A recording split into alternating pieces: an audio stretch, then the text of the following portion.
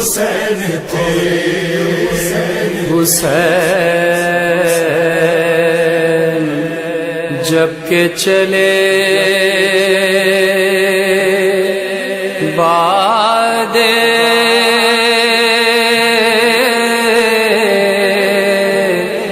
دوپہر کو نہ تھا کوئی جو سنبھالے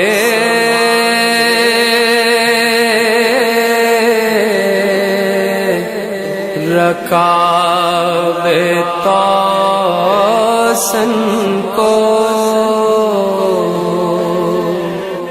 سکینہ جھاڑ رہی تھی قبا کے دامن کو، حسین چپ کے کھڑے تھے جھکائے گردن کو۔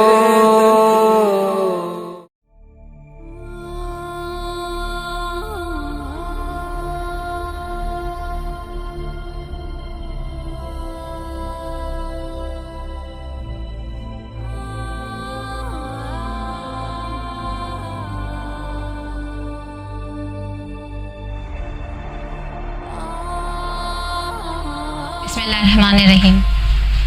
معزز ناظرین، میں ہوں آپ کے ہوسٹ ہما عباس۔ اس وقت ہم موجود ہیں علامہ ڈاکٹر سید ضمیر اختر صاحب کی لائبریری میں۔ یہاں کا ماحول خود اس بات کی گواہی دے رہا ہے کہ خوشبو محمد و آل محمد کی موجودگی فضا کو معطر کیے ہوئے ہے۔ یہاں کے علمی، عقلی اور ادبی تقاضے، لکھنؤ کی تہذیب کے چمکتے ہوئے ستارے علامہ ڈاکٹر سید ضمیر اختر نقوی کے دنیا فانی سے رخصت ہونے کے باوجود ان کے یہاں موجود ہونے کا احساس دلا رہے ہیں۔ بین الاقوامی شہرت یافتہ خطیب علامہ ڈاکٹر سید ضمیر اختر نقوی کا نام اور مقام پوری دنیا میں کسی تعارف کا محتاج نہیں۔ اس سال علامہ ڈاکٹر سید ضمیر اختر صاحب کی ایک اور شاہکار کتاب حیات طیبہ امام حسین علیہ السلام اپنے منفرد انداز سے شائع ہو چکی ہے۔ میر انیس نے کیا خوب کہا ہے، سب ہو دور یکتا نہ علاقہ ہو کسی سے، نظر ان کی یہ ہوں گے جنہیں رشتہ ہے نبی سے۔ یہ ڈاکیومنٹری آپ کے لیے ملک پاکستان کے ممتاز ریسرچ اسکالرز، خطیبوں، دانشوروں اور بین الاقوامی بچوں کی طرف سے علامہ ڈاکٹر سید ضمیر اختر نقوی صاحب کی حیات، علمی کاوشوں اور حیات طیبہ امام حسین علیہ السلام کی کتاب کی رونمائی پر مرتب کی گئی ہے۔ آئیے اس سفر میں چند معروضات آپ کے پیش نظر کرتے ہیں مختلف حلقہ احباب سے۔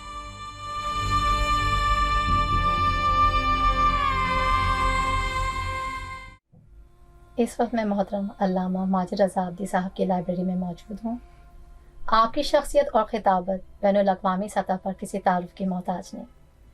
آپ نے محترم ضمیر اختر نقوی صاحب کے ساتھ زندگی کے یادگار لمحات گزارے اور علمی سطح پر آپ نے بہت کچھ ان سے سیکھا اور اب عوام الناس آپ کے علم سے مستفید ہو رہی ہے۔ آج علامہ صاحب آپ کی خدمت میں علامہ ضمیر اختر نقوی صاحب کی ایک اور مارکۃ الاعلیٰ کتاب حیات طیبہ آیۃ للعالمین امام حسین علیہ السلام علی ابن ابی طالب علیہ السلام آپ کے پیش نظر ہے۔ ان لمحات کو ہم اپنے پروگرام کی زینت بنانا چاہیں گے۔ اس وقت جو آپ کے احساسات ہیں، جو آپ کے جذبات ہیں، ہم آپ سے سننا چاہیں گے۔ بسم اللہ الرحمن الرحیم۔ ایک تو یہ میرے لیے باعث اعزاز ہے اور باعث فرحت بھی ہے اور باعث عزت بھی ہے کہ اتنی مارکۃ الاعلیٰ کتاب لے کر کے آپ حضرات تشریف لائے ہیں، اور اس میں آپ کا بھی بہت بڑا کردار ہے اور ہمارے محترم مرتضیٰ حسین رضوی صاحب کا کلیدی کردار ہے۔ اور یہ میں سمجھوں گا کہ کچھ صحیفے ہوتے ہیں کہ جو روحانی شخصیتوں پر آسمان سے اترتے ہیں، جو الہامی طور پر اترتے ہیں، کیونکہ شاعر کے لیے بھی یہ بات طے ہے کہ وہ اس کو الہام ہوا کرتا ہے، اور شعراء کے لیے لکھا جاتا ہے کہ الشعراء تلاميذ الرحمن۔ یہ عرب کی ایک مثل ہے، پروورب ہے کہ شعراء جو ہیں وہ رحمان کے شاگرد ہوتے ہیں، یعنی ان کا کوئی دنیا میں شاگرد نہیں ہوتا، وہ شاعری سیکھ کر آتے ہیں۔ تو میں کم از کم اس پروورب، اس مثال کی روشنی میں، اس محاورے کی روشنی میں کہہ سکتا ہوں کہ علامہ صاحب کی جتنی کتابیں ہیں وہ بڑی الہامی حیثیت رکھتی ہیں۔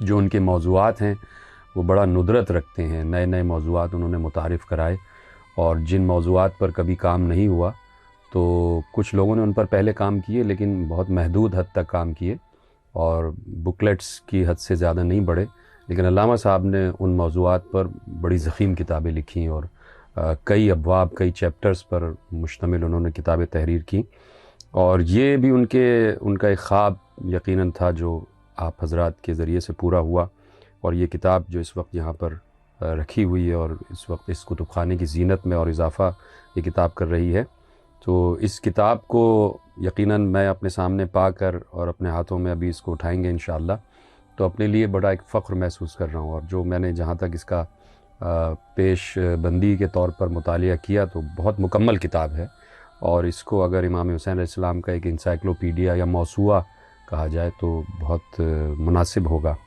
علامہ ضمیر اختر نقوی صاحب واقعاً ایک ہمہ جہت شخصیت کا نام ہے، اور ہمہ جہت اس حوالے سے کہ انہوں نے دنیا کا کوئی ایسا موضوع نہیں ہے جو اپنی خطابت میں انہوں نے چھوڑا ہو، بہت سے موضوعات پر خطاب کیا، ہزاروں کی تعداد میں ان کی تقاریر جو تقریباً میں سمجھتا ہوں کہ 50-60 ہزار سے بھی زیادہ کے عدد کو چھو رہی ہیں، ان میں انہوں نے کئی موضوعات جس میں فلسفہ بھی ہے، جس میں منطق بھی ہے، جس میں علم کلام بھی ہے، علم بیان بھی ہے، علم ادراک بھی ہے، علم جذب و کشف بھی ہے، علم ولایت بھی ہے، علم تصوف بھی ہے، علم افلاک بھی ہے، علم ذائچہ بھی ہے، علم نجوم بھی ہے، علم جفر بھی ہے، اور اس کے علاوہ علم حیاتیات ہے، علم ابدان ہے، علم حیوانات ہے، علم جمادات ہے، اور انسان پر تو انہوں نے ظاہر سی بات کی ہی ہے مستقل، اور پھر ہر چیز کا جو منبع ان کا رہا ہے، ہر چیز کا جو کلیدی جو ایکسٹریکٹ جو رہا ہے، جسے آپ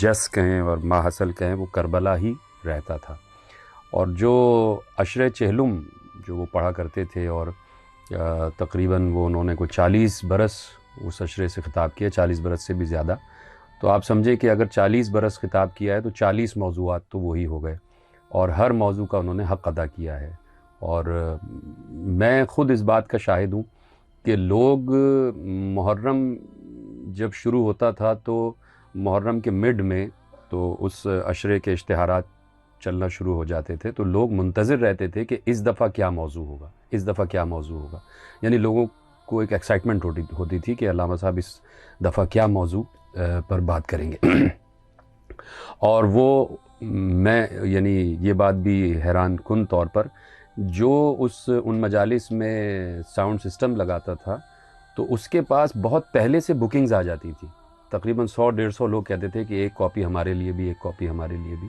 تو دنیا کے مختلف خطوں میں وہ مجالس اور ان کی کاپی کیسٹ کی صورت میں، آڈیو کیسٹ کی صورت میں جاتی تھی۔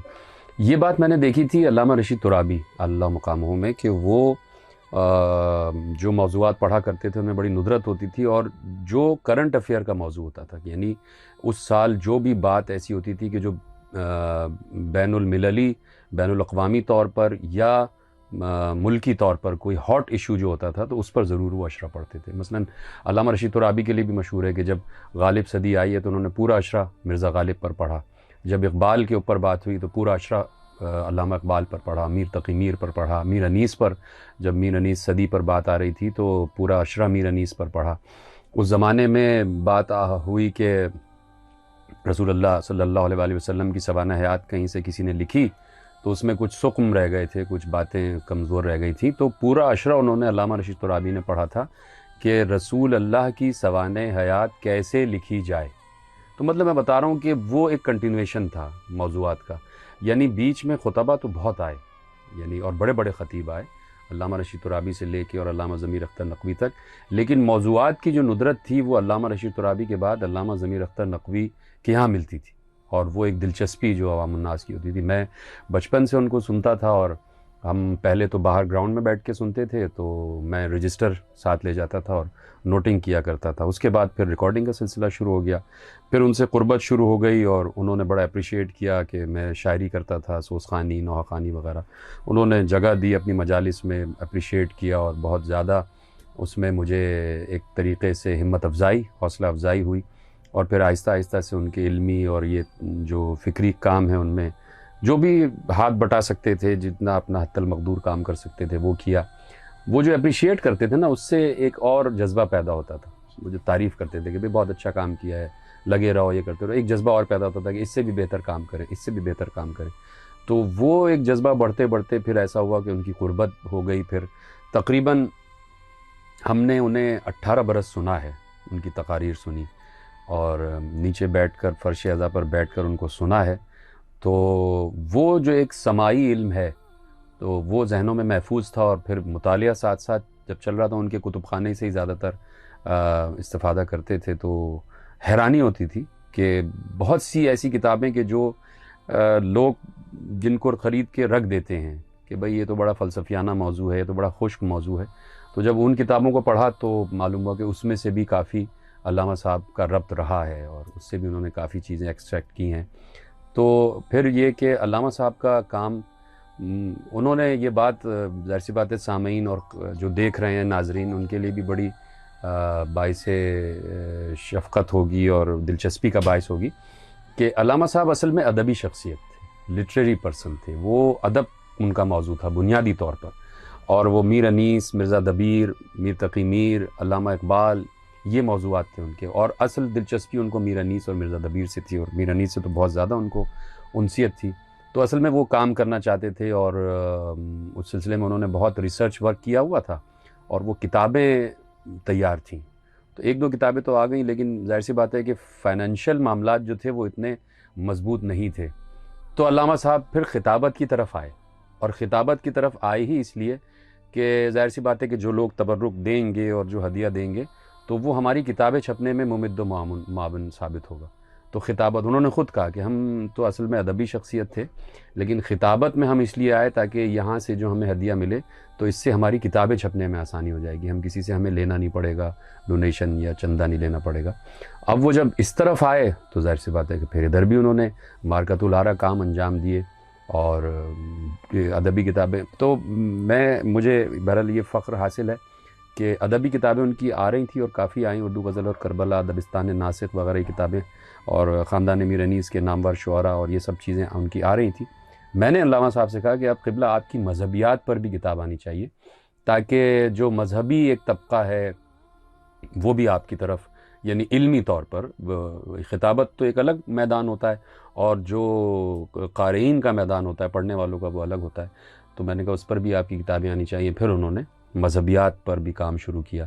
تو دونوں کام ساتھ ساتھ چل رہے تھے اور پھر ہم نے بہرحال ان سے کافی استفادہ کیا. لفظیات وہ بلکہ اکثر لوگوں سے کہتے بھی تھے میری غیر موجودگی میں کہ ماجد جو لفظ ادا کر رہے ہیں وہ ہمارے ہی تو ہیں، جو وہ لفظ ہمارے ہی تو ہیں، ہماری تقریروں سے تو انہوں نے استفادہ کیا ہے.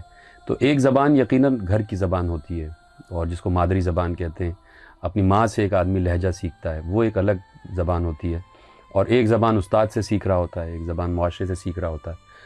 تو وہ پھر وہ ان کی جب خطابت کی بات آئی تو اس میں نے ان کے 1 گھنٹے کی اسپیچ میں جو لکھی گئی تو اس میں الفاظ گنے تو تقریباً 27,000 الفاظ تھے. 27,000 انہوں نے الفاظ بولے تھے ایک تقریر میں. 1 گھنٹے کی تقریر میں 27,000 الفاظ، یعنی ایک اس قسم کا بھی کام ان پر ہوا ہے اور ابھی بھی کام تو بہت باقی ہے. تو مثلا میں جو مصائب تقاریر میں پڑھتا ہوں تو اس میں اکثریت جو مصائب جو میں پڑھتا ہوں وہ علامہ صاحب سے ہی سنے ہوئے ہیں، اور وہ جو روایتیں پڑھتے تھے تو وہی. اور اچھا وہ روایتیں پھر میں نے جب مطالعہ میں جب باتیں آئیں، مقاتل پڑھے ہیں تو وہ بے عینی ویسے ہی لکھے ہوئے تھے، ویسا نہیں ہے کہ انہوں نے اپنی طرف سے کچھ پڑھا ہو. تو لٹریری ورک بھی ان کا بہت ہے، کتابی ورک بھی ان کا بہت ہے. اور خطبہ میں بہت کم ایسا دیکھا گیا ہے، شاذ و نادر، کہ کوئی خطیب بھی ہو اور رائٹر بھی ہو. بہت اتنی کثیر تعداد میں کتابیں لکھی ہیں. تو نقن صاحب بہت بڑے ایک عالم گزرے علامہ سید محمد سید علی نقی نقوی نقن صاحب، بہت بڑے عالم تھے، بہت بڑے ذاکر بھی تھے. تو ان کا بھی بڑا لٹریری ورک تھا، ان کا بھی کتابی کام بہت زیادہ تھا، بڑی کتابیں لکھی انہوں نے. اور ان کے بعد علامہ ضمیر اختر نقوی صاحب نے بھی خطابت بھی اور تحقیقی کام بھی انہوں نے بہت زیادہ کیا. تو بہرحال ان سے استفادہ آج تک جاری اور ساری ہے. اور میں سمجھتا ہوں کہ چونکہ ممبر بھی انہوں نے ہی مجھے دیا، سب سے پہلے ممبر پہ بٹھانے والے علامہ صاحب ہی تھے. عشرہ پڑھوانا، مجلس پڑھوانا، ممبر، پہلی تقریر بھی انہوں نے ہی مجھے زبردستی کہا کہ تمہیں مجلس پڑھنی ہے، تو وہ وہاں سے آغاز ہوا. تو میں سمجھتا ہوں کہ میری تقاریر جو میں کر رہا ہوتا ہوں تو اس میں ایک حصہ ماں باپ کو جاتا ہے ثواب کا، تو ایک حصہ علامہ صاحب کو بھی جاتا ہے. جتنی بھی تقاریر کرتا ہوں اس میں ثواب منقسم ہوتا ہے. تو بہرحال وہ ان جیسی شخصیت تو یعنی جس کو نابغہ روزگار کہا جائے، تو اب تو ویسی شخصیت آنا مشکل ہے، کوئی ریپلیسمنٹ تو ہوتا نہیں ہے. تو وہ جان ایلیا کا ایک جملہ مشہور ہے کہ لوگ جا رہے ہیں، کوئی آ نہیں رہا. تو جا تو رہے ہیں لوگ لیکن کوئی آ نہیں رہا. تو لوگ اپنی اپنی طریقے سے، مختلف طریقے سے لوگ آتے ہیں لیکن کوئی کسی کا ریپلیسمنٹ نہیں ہوتا. تو علامہ ضمیر اختر نقوی صاحب کا ریپلیسمنٹ بھی بہت مشکل ہے. بہت شکریہ علامہ صاحب، آپ نے اس مختصر سے وقت میں جس محبت بھرے الفاظ سے قبلہ کے لیے بیان کیے وہ یقیناً قابل تعریف ہیں. اور آپ نے اس محرم کا ایام بس اب قریب ہے اور اتنی مصروفیات میں سے ہمارے لیے وقت نکالا، تہہ دل سے ہماری ٹیم آپ کا شکریہ ادا کرتی ہے. بہت اور شکریہ آپ کا. یہ کتاب آپ کے پیش نظر ہے، آپ اگر ہمارے ساتھ اس کو کھولنا چاہیں تو. اس کو کٹ کر سکتا ہوں جی یہاں سے؟ پلیز.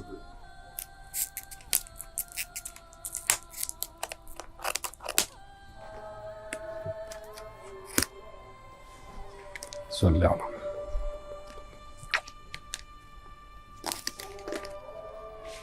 دیکھیے اذان کی بھی گواہی آ گئی. ماشاءاللہ بہت خوبصورت کتاب ہے، بہت اچھا عنوان ہے، حیات طیبہ آیۃ للعالمین، امام حسین علیہ السلام ابن علی ابن ابی طالب علیہ السلام. پروردگار آپ کو اور آپ کے تمام احباب کو سلامت رکھے اور آپ کی توفیقات خیر میں مزید اضافہ ہو. میں اس کتاب کو یقیناً چاہتا ہوں کہ یہاں پر رکھ دی جائے تاکہ اس لائبریری کی زینت بنی رہے. بہت بہت شکریہ.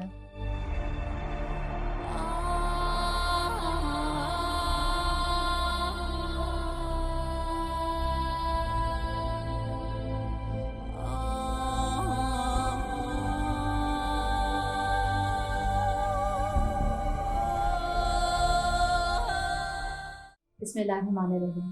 السلام علیکم خواتین حضرات. آج ہمارے ساتھ پاکستان کی مشہور و معروف شخصیت ڈاکٹر عالیہ امام صاحبہ، ایک مشہور اسکالر اور 28 کتابوں کی رائٹر ہیں. آپ ماسکو یونیورسٹی کے علاوہ برلن اور دنیا کے تمام بڑی یونیورسٹیز میں لیکچر دیتی رہی ہیں. فیض احمد فیض نے آپ کو بلبل پاکستان کا خطاب دیا.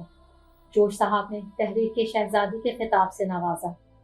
انڈیا کے ممتاز اسکالر اور جرنلسٹ سید نقوی صاحب نے آپ کو طوطی خوشنوا کے خطاب سے نوازا. اور آج میری خوش نصیبی ہے کہ میں قبلہ کی ایک نایاب کتاب دے کر حیات طیبہ آیۃ للعالمین امام حسین علیہ السلام علی ابن ابی طالب علیہ السلام لے کر آپ کی خدمت میں حاضر ہوں. اور ڈاکٹر صاحبہ میری خواہش ہے کہ آپ اس کی رونمائی کریں اور اپنے خیالات سے ہمیں نوازیں. اس سے بڑا یہ وہ تحفہ ہے کہ جس کے لیے بس اتنا ہی کہہ سکتی ہوں.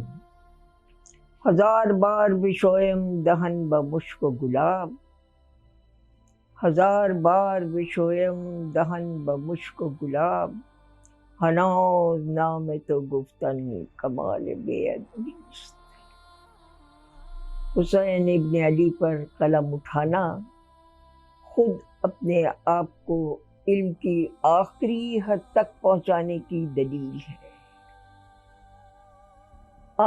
کہ دانائے رموز زندگی، جب تک کہ انسان رموز زندگی سے واقف نہیں ہے، سر اسمائے حسین لعنت کے حسین کی شخصیت کے کروڑوں پہلوؤں تک نگاہ نہیں جا سکتی ہے.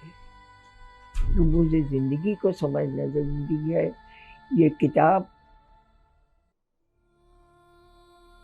احساس بھی ہے اور سب سے بڑی بات یہ ہے کہ اس شخص نے لکھا ہے کہ جس کے لیے بس اتنا ہی کہہ سکتی ہوں کہ غالب کا شعر کبھی کبھی ان کو دیکھ کے یاد آتا ہے.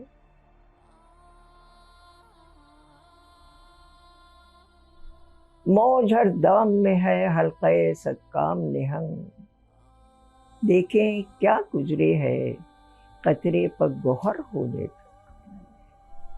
سمندر پر مگر مچھ کا قبضہ ہے،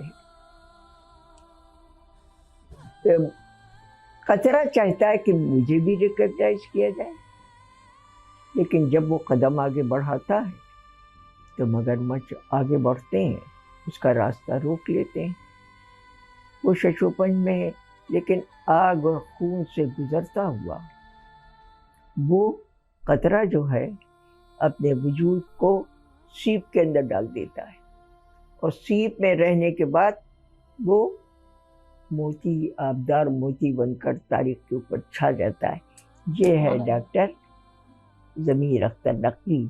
اور یہ کتاب جو ہے، سب سے پہلے تو میں تم کو خراج دیتی ہوں، اس لیے کہ تمہارا نام بہت خوبصورت ہے، ہما ہے. تم حسین ہو. حسین کس کو کہتے ہیں؟ پہلی تو بات یہ میں بتاؤں. حسن دو قسم کا ہوتا ہے. ایک حسن جامد ہوتا ہے، تھوڑے دنوں کے بعد وہ اپنی ویلیو کھو دیتا ہے. دوسرا حسن متحرک ہوتا ہے، شعور بڑھتا جاتا ہے، اور جب شعور بڑھتا ہے تو اس کی صفات آگے آتی ہے. تو یہ تم اس کتاب کو تم نے جس طریقے سے سمجھا ہے اور بتایا ہے اور لوگوں تک پہنچایا ہے، یہ تمہارے حسن کی دلیل ہے. دوسری بات یہ کہ اس کو شائع کرانے میں بہت بڑا کیا بلکہ ان کا کارنامہ ہے سید ارتضیٰ حسین رضوی، جو علم کی آخری حد تک پہنچ چکے ہیں. علامہ صاحب سے ان کی بہت پرانی رفاقت ہے، اس رفاقت کے نتیجے میں یہ کتاب انہوں نے ایک دو نہیں نہ جانے کتنی کتابیں انہوں نے شائع کرائی ہیں. وہ انہیں میں محبت کا خراج عقیدت کے پھول پیش کرتی ہوں.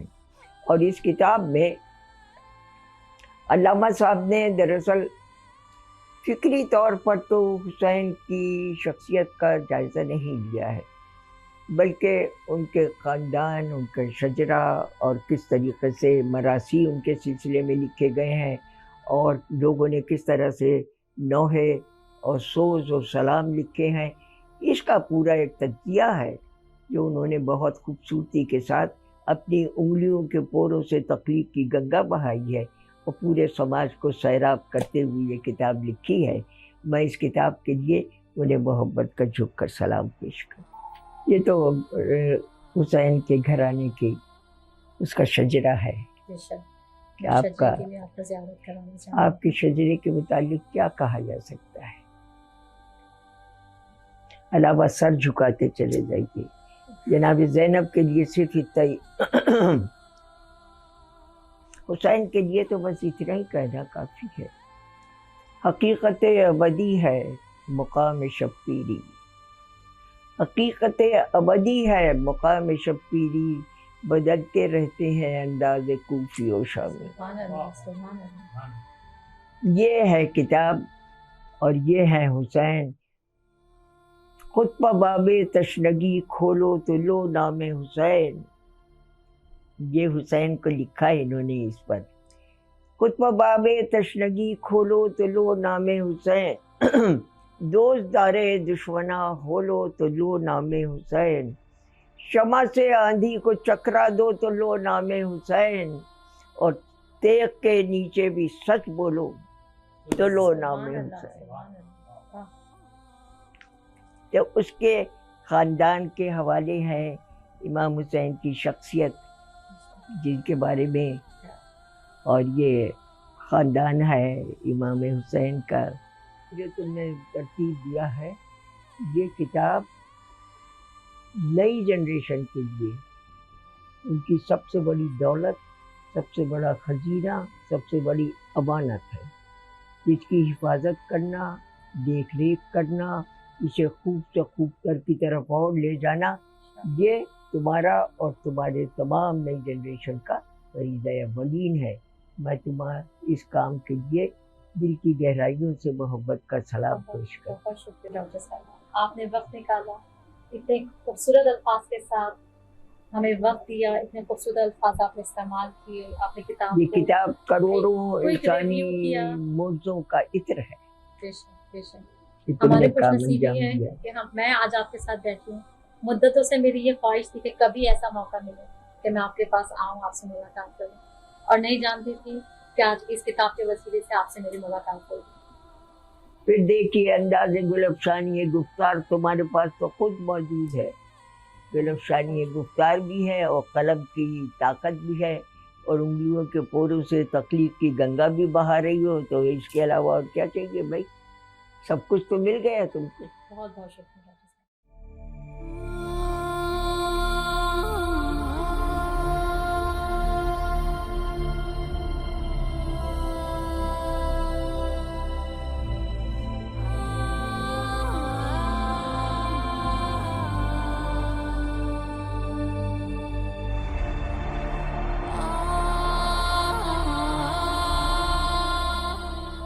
اس وقت میں قبلہ ضمیر اختر نقوی کی بہن نسرین ناصر رضا نقوی کے ساتھ ان کے گھر میں موجود ہوں۔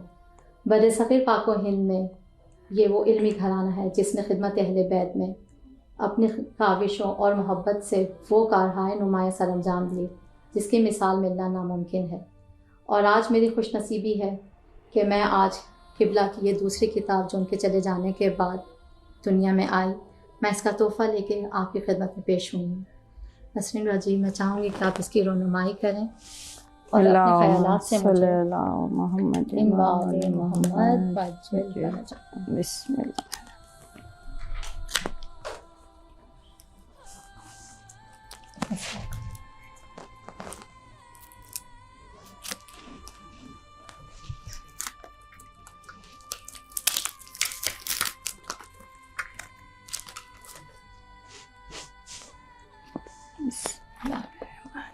اللہم صلی علی محمد۔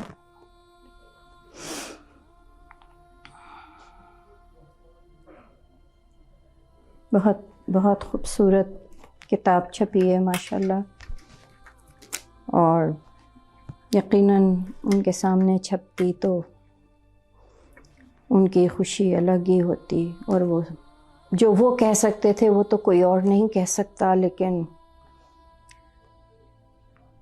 ان کے چاہنے والے اور ان کے فالوورز اپنی محبت کا ثبوت اس طرح دے رہے ہیں کہ ان کے جانے کے بعد بھی ان کا کام رکا نہیں ہے، کسی رکاوٹ کے بغیر ماشاءاللہ اسی طرح سے کتابیں چھپ رہی ہیں اور انشاءاللہ چھپتی رہیں گی، کیونکہ ہمیشہ ان کے سر پہ جناب سیدہ کا سایہ تھا، اور اب بھی جو کام ہو رہا ہے وہ شہزادی کی دعاؤں کے سائے میں ہی ہو رہا ہے، ورنہ یہ کام اتنی آسانی سے نہیں ہوتے ہیں، یہ اتنے عظیم کام ہیں کہ یہ اہل بیت اطہار کے اشاروں پہ، جیسے اللہ نے کہا کہ کشتی نوح ہمارے اشارے پہ چل رہی تھی، تو یہ کشتی اہل بیت ہے جس سے ہم وابستہ ہیں اور ہمیشہ وابستہ رہیں گے انشاءاللہ، اور ہر انسان اپنے حصے کا کام کر رہا ہے۔ بہت بہت شکریہ، اور انشاءاللہ آپ کی دعا رہی تو اسی طرح جو ان کے شاگرد، ان کے چاہنے والے ہیں، وہ اس کام کو آگے بڑھاتے رہیں گے انشاءاللہ اور انشاءاللہ ان کا جو یقین ہے۔ کام ابھی باقی ہے چھپنے کے لیے تیار ہے، وہ آپ انشاءاللہ اسی طرح آنے والے برسوں میں دیکھتی رہیں گی، بالکل ہوتا آپ کی رہے گا، ہمیں دعاؤں بھی کا یقین سہارا ہے، رہے گا تو یقین انشاءاللہ ہے یہ ہمیں، منزل آسان رہے گی۔ کیونکہ یہ کام رکنے والا نہیں ہے، وہ اپنی زندگی کا مقصد پورا کر کے گئے۔ اب ہر انسان کو یہ پہچاننا ہے کہ اس کی زندگی کا مقصد کیا ہے۔ اگر انسان نے یہ پہچان لیا، کیونکہ دنیاوی عیش و آرام اور اچھا گھر بنانا اور لگژریس لائف گزارنا یہ زندگی نہیں ہوتی ہے، یہ دنیا میں آنے کا مقصد نہیں ہوتا ہے، لیکن یہ انسان کی اپنی خوبی ہوتی ہے کہ وہ یہ پہچان سکے کہ دنیا میں آنے کا مقصد کیا ہے۔ اگر اس نے یہ پہچان لیا اور سوائے در اہل بیت کے اور کوئی در ایسا نہیں ہے، کیونکہ یہ وہ سہارے ہیں کہ جو صرف دنیا نہیں وہاں آخرت میں کام آئیں گے۔ تو ہماری کامیابی یہ ہوتی ہے کہ ہم ہمیشہ اس در سے جڑے رہیں، اور آپ لوگ خوش قسمت ہیں کہ آپ لوگ اتنا اچھا کام کر رہے ہیں۔ یقیناً علامہ بہت بہت خوش ہو رہے ہوں گے، اور ہم تو ظاہر ہے وہاں تک نہیں دیکھ سکتے، لیکن ہم سمجھ سکتے ہیں کہ وہ کتنے خوش ہوتے تھے جب ان کی کوئی کتاب چھپ کے آتی تھی، اور وہ اسی طرح ہمارے پاس کتاب لے کے آتے تھے۔ اور آپ دیکھیں بہت بہت خاتمات العالیٰ خوبصورت، کتاب بہت خوبصورت کتاب چھپی ہے، بہت۔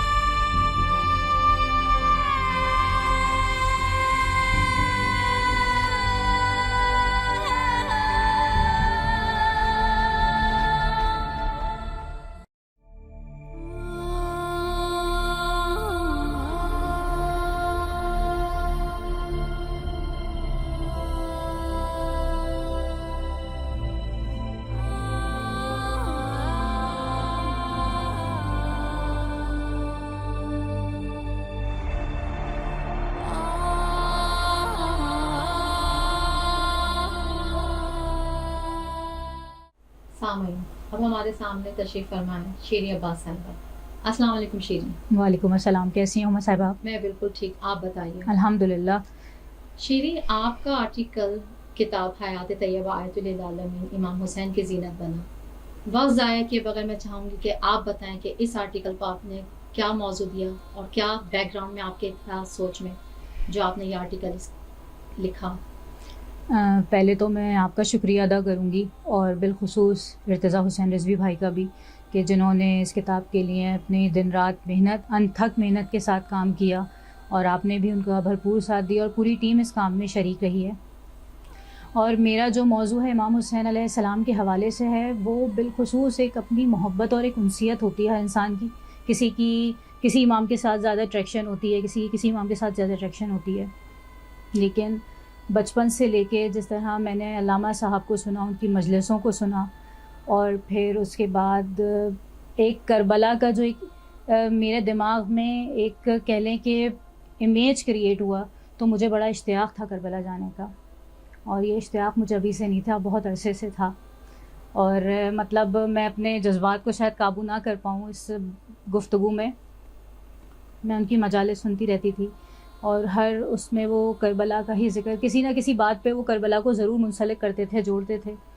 تو جب میں کربلا کا میں نے سفر اختیار کیا تو بس میرے پاس الفاظ نہیں ہیں کہنے کے لیے۔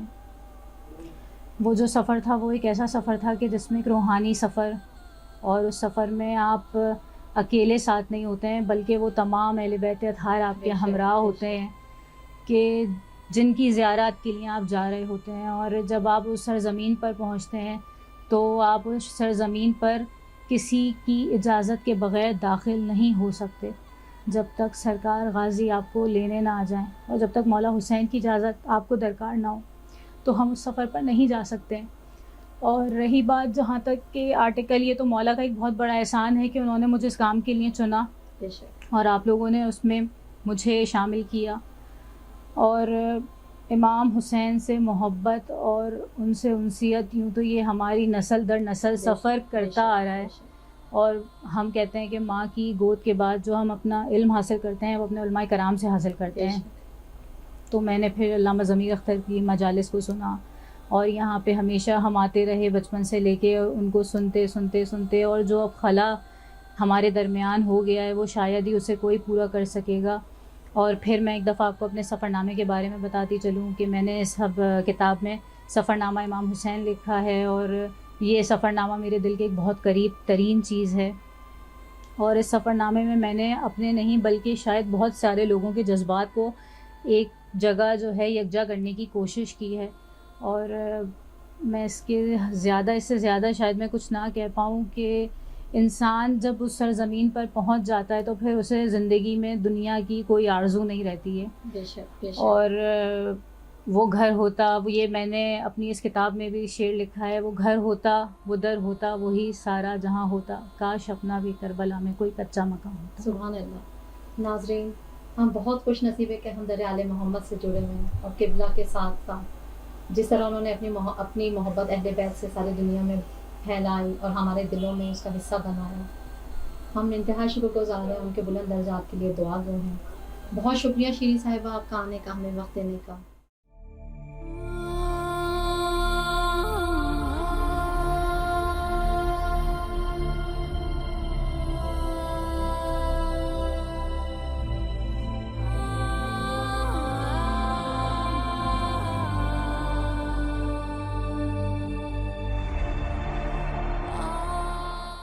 محترم ناظرین، آج میں آپ کی ملاقات ان 3 اہم شخصیات سے کرانے جا رہی ہوں جنہوں نے اپنی زندگی کا ایک طویل عرصہ قبلہ کے ساتھ گزارا. سب سے پہلے میں مخاطب ہوں جناب فرحان صاحب کے ساتھ. السلام علیکم فرحان. وعلیکم السلام. کیسے ہیں آپ؟ الحمدللہ بالکل ٹھیک. فرحان صاحب نے اپنا آرٹیکل ہر صدی کا خطیب اعظم علامہ ڈاکٹر سید ضمیر اختر نقوی کی جو کتاب ریسنٹلی شائع ہوئی ہے، حیات طیبہ للعالمین امام حسین میں دیا.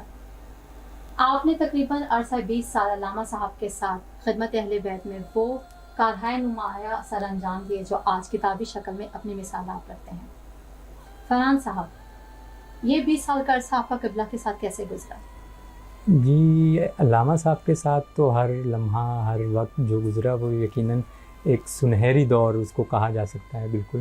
اور یہ خوش قسمتی ہے میری کہ ان سے جو سیکھنے کو ملا اور جیسے انہوں نے حوصلہ افزائی کی، بے شک بے شک. اور یہ بڑا میرے لیے بڑا قابل فخر ہے یہ چیز. اور کیا آپ ہمیں کوئی ایسا لمحہ بتا سکتے ہیں جو آپ ہمارے ناظرین کے ساتھ شیئر کرنا چاہیں جو قبلہ کے ساتھ آپ کا گزرا اور آج بھی وہ آپ کے ذہن میں تازہ ہے؟ جی دیکھیے، علامہ صاحب کے ساتھ میں نے جیسے کہ کہا کہ ہر لمحہ ایک یادگار ہے، لیکن یہ کہ جب میں فرسٹ ٹائم یہاں پر آیا تو علامہ صاحب نے ایک کتاب دی، اس کا نام ہے امام اور امت. وہ میری پہلی کتاب تھی، اور وہ جب میں نے ٹائپ کر اور اس کو پرنٹ نکال کے دیا تو علامہ صاحب نے کافی اس کی حوصلہ افزائی کی اور کہا کہ بھائی ماشاءاللہ. تو یہ ایک بڑا میرے لیے یادگار لمحہ تھا. یہاں پہ موجود ہے؟ جی ہاں بالکل، فہرست میں یہ ادھر شیلف میں لگی ہوئی ہے. یہ ہے امام اور امت، یہ میرا پہلا. جی ہاں بالکل یہ ہے. تو یہ میرے لیے ایک یادگار اس لحاظ سے ہے کہ علامہ صاحب نے اس پر بڑا حوصلہ افزائی کی تھی. تو یہ آپ کی پہلی کتاب؟ یہ پہلی کتاب تھی بالکل. آپ نے جب قبلہ کو جوائن کیا؟ بالکل بالکل. تو اس میں آپ نے کام کیا بالکل بالکل. ماشاءاللہ، ویری نائس. فرحان صاحب، آپ قبلہ کے پر کوئی روشنی ڈالنا چاہتے ہیں؟ کیسا پایا آپ نے 20 سال، کیسے گزرے؟ کیا یہ وقت ایسے فلائی کر گیا؟ جی ہاں بالکل. دیکھیں علامہ صاحب، میرا ماننا تو یہ ہے کہ ظاہر سی بات ہے ظاہری طور پر ہم میں نہیں ہے، لیکن روحانی طور پر وہ اب بھی ہم میں موجود ہیں. اور جس کی مثال یہ کتابوں کا آنا اور ہمارے جو ادارے کی ترقی میں ادارہ ترقی کر رہا ہے، وہ سب علامہ صاحب کی روحانی جو وہ ہے اس کی وجہ سے. اس پلیٹ فارم سے آپ ہمارے ناظرین کو، ہماری نیو جنریشن کو کوئی میسیج دینا چاہیں گے؟ جی ہاں، میسیج یہی ہے کہ علامہ صاحب کی جو کتب ہیں، جو موضوعات ہیں، اس سے استفادہ حاصل کیا جائے، اس کو پڑھا جائے. اور جیسے کہ میں نے اپنے مضمون میں ہر صدی کا خطیب اعظم علامہ ڈاکٹر سید ضمیر اختر نقوی کتاب میں شائع ہوا ہے، تو اس میں جو میں نے کہا بتایا کوشش کی ہے کہ علامہ صاحب کی جتنی کتب آ چکی ہیں اس سے کہیں زیادہ بھی کمپیوٹر میں وہ محفوظ کروا کے گئے ہیں، وہ بڑے نایاب موضوعات ہیں اس کے اندر. تو یہی اپیل ہے کہ ان کے جو کام ہے علامہ صاحب کا وہ منظر عام پر آئے. اس کے لیے ہمیں لوگوں جو علامہ صاحب سے محبت کرنے والے ہیں وہ آگے آئیں اور اس کام کو اور آگے بڑھائیں تاکہ علامہ صاحب کے لیے ان کی جو کتابی کارنامے ہیں اس میں اور اضافہ ہو. شکریہ فرحان صاحب، اور ہماری دعا ہے کہ جو آپ کی خواہش ہے، جو قبلہ کی خواہش ہے، خدا وہ جلد سے جلد قبول کرے آمین. اور یہ لائبریری اسی طرح کام کرتی رہے اور قبلہ کے کام کو شائع کرتی رہے.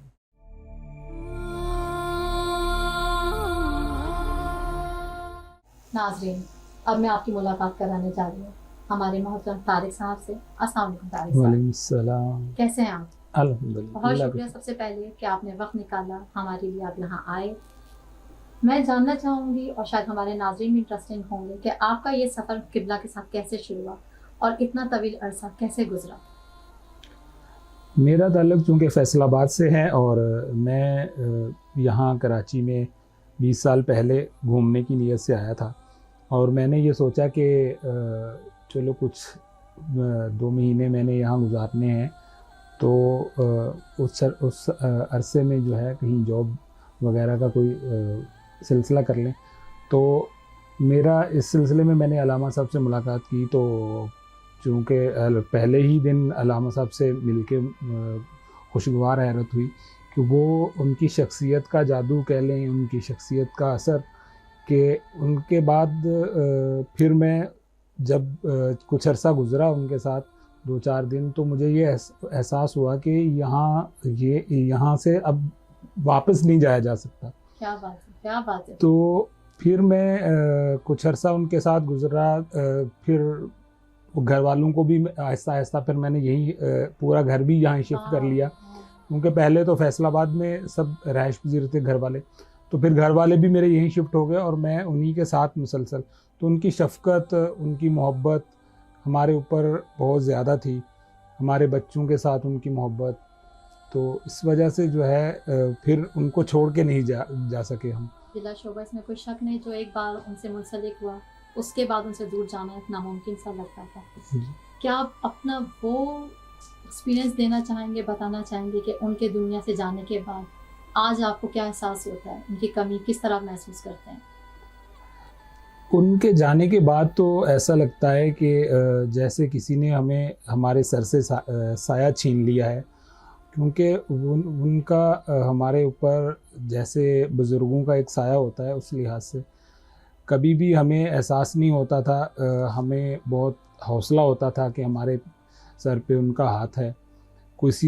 کبھی کوئی پریشانی نہیں ہوئی، کبھی کوئی مسئلہ، بڑے سے بڑے مسائل بھی ہوتے تھے تو ہمیں یہ حوصلہ ہوتا تھا کہ علامہ صاحب ہیں، کوئی مسئلہ ہی نہیں ہے، کوئی پرابلم نہیں ہے. لیکن ان کے بعد جانے کے بعد بہت سے مسائل ہوئے، ہمارے کام کے حوالے سے بھی بڑے مسائل ہوئے، لیکن چل رہا ہے، ابھی کام کر رہے ہیں، آہستہ آہستہ کوشش ہے کہ جو علامہ صاحب کی بقایا کام ہیں، انہوں نے جو ہمارے ذمے لگائے تھے ان کو کسی طرح سے کمپلیٹ کیا جائے. انشاءاللہ ہم سب کی دعا ہے کہ آپ اپنے مقصد میں کامیاب ہوں. ایک سوال اور پوچھنا چاہوں گی. فرحان صاحب سے میری بھی بات چیت ہو رہی تھی، وہ بھی یہی قبلہ کے بارے میں بتا رہے تھے کہ ان کی شفقت، ان کی محبت کے لیے. آپ بتائیں کہ آپ قبلہ کی لائیو براڈ کاسٹ کرتے تھے مجالس، اس سلسلے میں آپ کس طرح پلان کرتے تھے، کیا ایکسپیرینس ہوتے تھے، کیا مشکلات ہوتی تھیں؟ اس حوالے سے ہمیں بہت زیادہ مشکلات بھی رہیں. علامہ صاحب کیونکہ ایک جگہ پہ مجلس نہیں ہوتی تھی، محرم عام روٹین میں کبھی ایک مجلس ہے تو اس کے لیے تو ہمیں آسانی ہوتی تھی، ایک ہی جگہ پہ ہم نے جا کے پلان کر لیا اور وہاں جا کے اپنا سیٹ اپ لگا کے بیٹھ گئے. لیکن بعض اوقات کیونکہ محرم میں وہ 4 جگہ پہ مجلس پڑھتے تھے تو ہمیں 4 ہی جگہ پہ جا کے چاروں جگہ مجلس لائیو کرنی ہوتی تھی، کیونکہ وہ کنٹینیو ایک جگہ سے مجلس پڑھی اور وہ دوسری جگہ پہ جا کے انہوں نے کنٹینیو شروع کر دی. تو ہمارے لیے یہ بہت مشکل ہوتا تھا کہ وہاں سے پورا سامان ہم نے جلدی سے پیک کرنا ہے اور بھاگ جانا ہے، اور ان کے دوسری جگہ جا کے مجلس شروع کرنے سے پہلے ہم نے اپنا سیٹ اپ لگانا ہے. تو بعض اوقات کیونکہ محرم کے دنوں میں تو بہت زیادہ رش ہوتا تھا اور لوگوں کے بیچ میں جا کے بیٹھ کے جگہ بنانا, کیمرہ لگانا, پھر وہاں سے لیپ ٹاپ اور مائک وغیرہ سیٹ کرنا, تو بہت مشکلات ہوتی تھیں. لیکن یہ ایک بہت ہی اچھا ایکسپیرینس تھا. پوری دنیا سے اپریسیشن بھی ہوتی تھی, لوگ بہت محبت کرتے تھے, لوگ بار بار کہتے تھے کہ ہمیں جو ہے نا بہت دعائیں بھی ملتی ہیں اس کام کے حوالے سے, اور آج تک لوگ جو ہے وہ ہمیں دعائیں دیتے ہیں. اور میں اس بات کی گواہی دیتی ہوں کہ جس طرح آپ لوگوں نے during COVID broadcasting live مجالس اور ہم جو ملک سے باہر رہے, انہوں نے اسی طرح اس محرم کو سارے جشنوں کو منایا, تو اس کے لیے میں تہ دل سے آپ کا شکریہ کرتی ہوں. طارق صاحب, ایک سوال اور پوچھنا چاہوں گی کہ کتابوں کے پرنٹنگ کے سلسلے میں آپ کو جن مشکلات کا سامنا ہو, اسپیشلی جو یہ ویدر کنڈیشنز پاکستان میں کراچی میں بدلتی جا رہی ہیں, بارشیں رہیں, اور یہ کتاب آپ اپنے وقت کے مطابق لے آئے ماشاءاللہ, تو اس میں آپ ہمیں کچھ بتائیں گے؟ اس کتاب کے حوالے سے تو بہت محنت ہمیں کرنا پڑی, کیونکہ ابھی جو ہے بارشوں کا موسم ہے, اور بارش کے موسم میں پرنٹنگ کے حوالے سے کام بہت مشکل ہو جاتا ہے, کیونکہ سیلن آ جاتی ہے کاغذ میں, اور کاغذ جب پرنٹنگ اس حوالے سے بہت مشکل ہوتی ہے, تو اس حوالے سے بھی ہمیں ساتھ چلنا تھا. اور اوپر سے پھر ایک ٹائم لمٹ تھی کہ بھائی آپ نے فلاں ڈیٹ تک یہ کتاب کو لے کے آنا ہے. اور پھر چونکہ یہ 1300 صفحے کی کتاب ہے, اور اس کے بعد پھر کلر پیجز اس میں بہت زیادہ ہیں, اور پورا بارڈر بھی کلر ہے, تو کلر 5 کلر کی یہ کتاب ہے. تو اس حوالے سے بہت ٹائم جو ہے نا ہمیں بارش میں, بعض اوقات ہم بارش میں جا رہے ہیں, اور سارے کام چھوڑ کے پوری توجہ ہماری اس پہ لگی ہوئی تھی. پورے کم از 6 مہینے سے ہم اس پہ مسلسل کام کر رہے تھے. بہرحال اب یہ کتاب آپ کے سامنے ہے, اور الحمدللہ اب ہم اس میں کامیاب رہے. ہم دیکھ چکے, اور میں وقت ضائع کیے بغیر یہ چاہوں گی کہ ہمارے ناظرین بھی اس کتاب کو دیکھیں اور پڑھیں, اور پھر قبلہ کے کام کو سراہا جائے. جیسے ہمیشہ انہوں نے ہمارے لوگوں کے لیے کام کیا, ابھی ان کی سجی ہوئی لائبریری دیکھ رہے ہیں, بے شمار کتابیں وہ لکھ چکے. بہت شکریہ طارق صاحب, تھینک یو. آپ کے ٹائم کا دوبارہ میں شکریہ ادا کرنا چاہوں گی. جو خدمات آپ نے اور جو مشکلات آپ نے سامنا کیا, اور اس کے باوجود یہ کتاب آج ہمارے سامنے ہے. جی, اور ایک بات جو میں کرنا چاہوں گا وہ یہ ہے کہ علامہ صاحب کی چونکہ ابھی 250-300 کتابیں ابھی پائپ لائن میں ہیں, جو ابھی پرنٹنگ کے مراحل سے انہیں گزرنا ہے, تو اس کے لیے میں اپنے ناظرین سے بھی کہوں گا کہ سب اس میں حصہ لیں بڑھ چڑھ کے. جس طرح سے یہ کتاب ارتضیٰ بھائی نے بہت محنت کی ہے اس کو لے کے آنے میں, اسی طرح میں چاہ رہا ہوں کہ ناظرین بھی اور لوگ بھی آگے آئیں, تاکہ یہ کام کو جو ہے کمپلیٹ کیا جا سکے. علامہ صاحب بہت شکریہ طارق صاحب, ہمارے ناظرین نے آپ کا پیغام سنا, اور انشاءاللہ ہماری نیو جنریشن اسپیشلی وہ ضرور سامنے آئے گی, اور قبلہ کے کام کو ہم منظر عام تک لانے میں جی آگے رہیں گے. بہت بہت شکریہ. تھینک.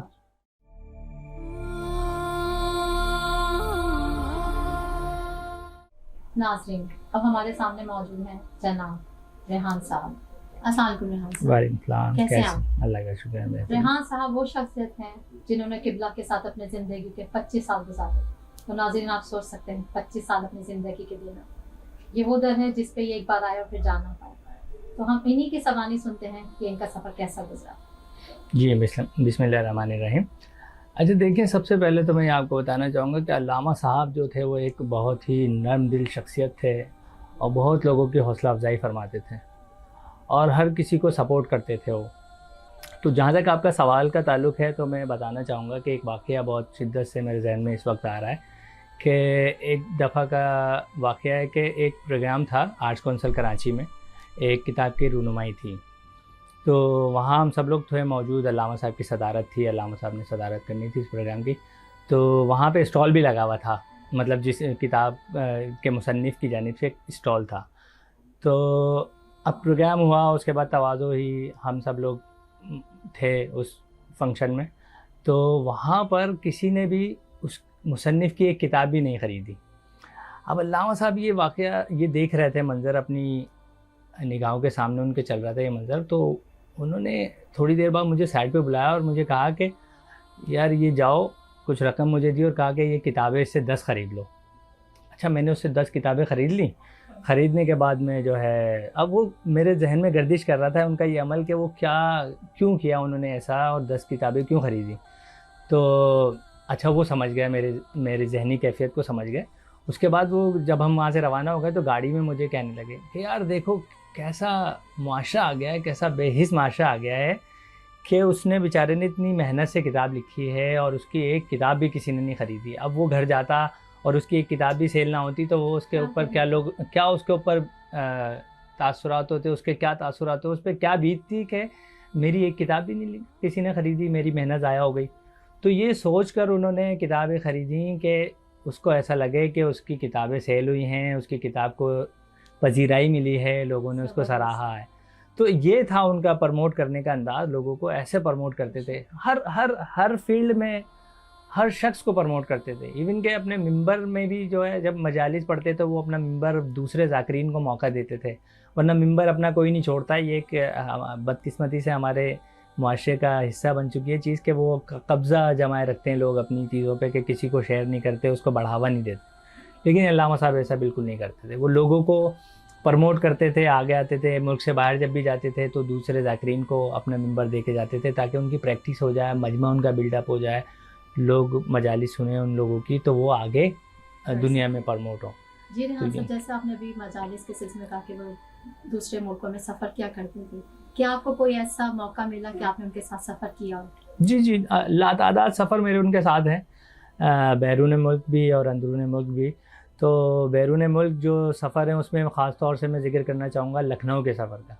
तो लखनऊ का जो सफ़र था ना उनका वो बड़ा शानदार था। उसमें बड़ी आप हमें क्यों बताना चाहते? वो इसलिए कि वो वजह उसकी वजह यह है कि लखनऊ उनका जो है वो आबाई वतन था, लखनऊ मुस्तफ़ाबाद, तो उनकी बचपन की यादें वाबस्ता थी वहाँ से।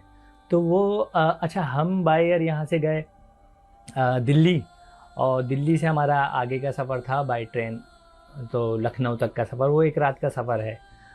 तो अल्लामा साहब वो पूरे सफ़र में जागते हुए रहे और जाग के गुजारा वो सफ़र में। हम मतलब यहाँ की भी उनकी मसरूफियात थी, यहाँ की मजालिस से वो फ़ारिग होकर वहाँ गए थे, यहाँ भी मजालिस पढ़ रहे थे, फिर वहाँ गए तो मतलब वो थकन के बावजूद पूरी रात सोए नहीं, और पूरी रात वो ट्रेन की खिड़की पे बैठे रहे और देखते रहे कोई स्टेशन आ रहा है, अब मुरादाबाद आ रहा है, अब फलां स्टेशन, अब मलिहाबाद आ रहा है। तो बहुत फिर जब लखनऊ करीब आने वाला था तो उनका चेहरा, मैं वो तासुरात आपको बयान नहीं कर सकता जो उनके चेहरे की कैफियत थी कि उनका चेहरा जो है फूल की मानिंद खिलता जा रहा था कि लखनऊ करीब आ रहा है। फिर वो लखनऊ से कुछ देर पहले एक स्टेशन था, मुझे याद है, वो संडेला स्टेशन के लिए वो कहने लगे यहाँ के जो है ना संडेला के लड्डू बहुत मशहूर हैं जाओ उतरो। मुझे उन्होंने कहा उतरो, देखो वो लड्डू बिक रहे हैं, वो लेकर आओ। तो लड्डू वहाँ से संडेला के लड्डू ख़रीदे। फिर मलिहाबाद आया तो मलिहाबाद के मुतालिक कि भाई जोश मलिहाबादी साहब से उनकी बड़ी दोस्ती थी, मतलब बहुत इन शख्सियात के साथ अल्लामा साहब ने वक्त गुजारा है, जोश मलिहाबादी और ये हो गए हमारे जॉन एलिया साहब। तो अल्लामा साहब, बल्कि जोश मलिहाबादी का एक वाक़या याद आ रहा है कि जोश मलिहाबादी साहब ने जो है अल्लामा साहब के लिए बड़े शानदार अल्फाज इस्तेमाल किए थे अपने एक मज़मून में। उन्होंने कहा कि अगर खुदा का सा मेरा मिजाज होता तो आपके दामन को मोतियों से भर देता। सुभान अल्लाह। तो मतलब ऐसी इल्मी शख्सियत है कि उनके इल्म के मोतरिफ ये बड़े शायर जोश मलिहाबादी को पूरी दुनिया जानती है, किसी तारुफ के मोहताज नहीं है। तो ये उनकी सारी शख्सियत थी, और ये कमाल उसी वक्त इंसान में आता है कि जब वो अपने फ़न के साथ और अपने इल्म के साथ मुखलिस हो, और वो काम बिल्कुल मुखलिस होकर करते थे, जो भी काम करते थे वो मुखलिस होकर करते थे। यही वजह है कि उनकी सारी किताबें आपके सामने देखें, ये तमाम किताबें जो हैं वो इन्होंने बहुत मुखलिसी के साथ इनमें काम अंजाम दिए हैं, और वो हर किताब जो है वो रिसर्च वर्क है, बाकायदा एक रिसर्च का हवाला है ये सारी किताबें। मतलब ये ख़ानदानी में इसके नाम शोरा ख़ासतौर पे इसका जिक्र करूँगा, ये बहुत शानदार किताब है। इसमें इन्होंने जितने भी शोरा मीर अनीस के ख़ानदान के हैं उनका जिक्र किया है, और न सिर्फ जिक्र किया है बल्कि वो उन्होंने उसको रिसर्च करके उसमें जो इग़लात थी, जो गलतियाँ जगह जगह थी, उनको दुरुस्त किया है। उनकी बिल्कुल मतलब ऐसी मुकम्मल किताब है। अब ये हवाला है एक किस्म का, अब आगे चल के ये हवाले के तौर पे यूज़ होगी। जब 200-400 साल गुजर जाएंगे तो ये अल्लामा साहब का काम लोगों के लिए बहुत मशअल राह रहेगा। रेहान साहब, एक और बात पूछना चाहूँगी कि आप दिन और रात किबला के साथ रहते थे, वो अपने वक्त को किस तरह डिवाइड करते थे? मजालिस में जाना, जश्न को? जी बहुत बिजी शेड्यूल था। फिर किताबों को लिखना। अपने घर आए हुए मेहमानों को वक्त देना, किस तरह वो मैनेज करते थे? देखिए, जितना बिजी शेड्यूल उनका था ना, अगर किसी आम शख्स का इतना बिजी शेड्यूल हो तो वो कभी भी मैनेज नहीं कर पाएगा इसको। ये अल्लामा साहब की शख्सियत का एक अजीब ही पहलू था कि वो दिन को, पूरे दिन और रात को ऐसे डिवाइड कर देते थे कि कोई काम उनका पेंडिंग नहीं रहता था। मतलब आप मजलिस पढ़ के आ रहे हैं, फिर किताब की प्रूफ रीडिंग है, किताब को फाइनल प्रूफ रीड वो खुद करते थे। वो देखते थे कि भाई कोई चीज़ है, कोई चीज़ अभी उनको अच्छी नहीं लगी, तो ये उनकी तबीयत शेयर नहीं होती थी कभी। वो हमेशा चाहते थे बेहतर से बेहतर, ये हवाले और बढ़ा दूँ, इसमें ये चीज़ें और ये तशना रह गया है पहलू, इस पहलू पे मज़ीद कवर करने की ज़रूरत है। तो ये सारी चीज़ें वो बहुत देख के चलते थे। तो उनका दिन समझे पूरा का पूरा दिन उनका जो ना प्रोडक्टिव होता था, मतलब ज़ाया कोई लम्हा नहीं जाता था। इवन के उनका जो दस्तरखान होता था वो भी, उसको भी वो यूज़ करते थे, लोगों के दरमियान इल्म बांटते थे। दस्तरखान के दौरान वो जो बातें बताते थे, जो किस्से लखनऊ के, इंडिया के जो बड़े शायरों के जिनके साथ वो गुज़रे, उनके लम्हात गुज़रे, जिनके साथ वो रहे, वो सारी चीज़ें बताती थी। वो हमारे जहनों में आता था, वो हमारी एक किस्म की फीडिंग हो रही थी। उससे हम, मतलब हमारी ज़िंदगी में जो बदलाव आया है वो उनके साथ रहने के नतीजे में ही इतना बदलाव आया है, जो इतना इल्म हमने हासिल किया है। तो ये बहुत बड़ा खला पैदा हो गया उनके जाने जी से। जी जी, बिल्कुल बिल्कुल बिल्कुल, ये तो आप बिल्कुल ठीक कह रही हैं। रेहान साहब, एक बात और पूछना चाहूँगी, किताबों की अशात के हवाले से आपको किन मुश्किलात का सामना है जो आप देख रहे हैं आने वाले वक्त में? देखिए, जितना काम अल्लामा साहब ने कर दिया है वो काम कोई इदारा भी नहीं कर सकता। जो काम उन्होंने अकेले तने तनहा किया है वो किसी इदारे के बस का भी काम नहीं था।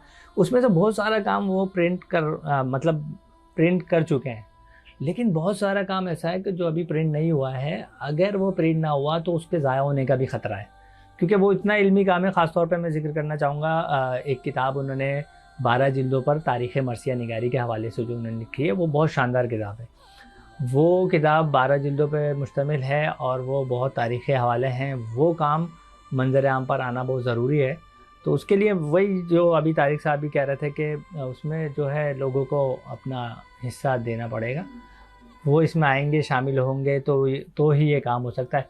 जैसे इर्तिज़ा भाई बहुत काम कर रहे हैं, इर्तिज़ा हुसैन रिजवी साहब, इन्होंने दिन रात की मेहनत से ना सिर्फ किताब छपवाने में क्या किरदार अपना अदा किया, बल्कि वो उसकी बहुत सारी चीज़ों को भी उन्होंने देखा।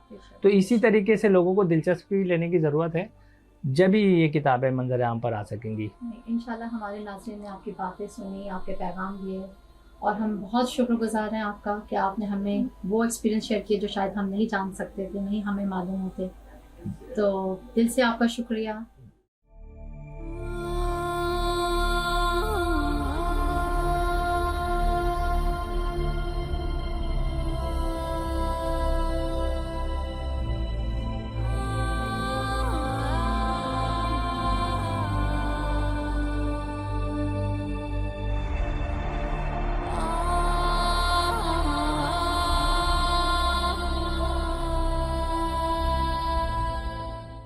बिस्मिल्लाहिर्रहमानिर्रहीम। मोहतरम नाज़रीन, अस्सलाम वालेकुम। आज हम मौजूद हैं एक ऐसी शख्सियत के साथ जिन्होंने 42 साल अल्लामा डॉक्टर सैयद ज़मीर अख्तर नकवी के साथ इल्मी सफ़र तय किया।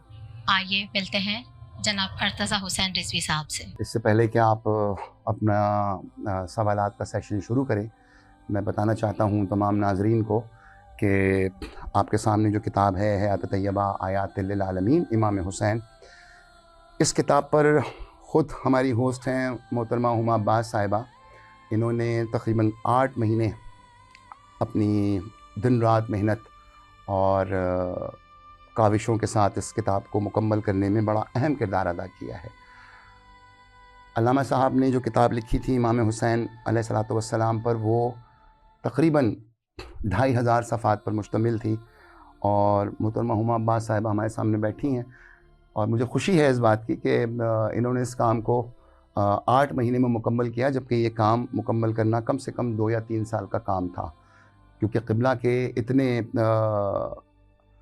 नवादरात थे और इतने मुसव्विदे थे कि जिनमें से इमाम हुसैन का कलेक्शन निकालना हमारे लिए आसान नहीं था।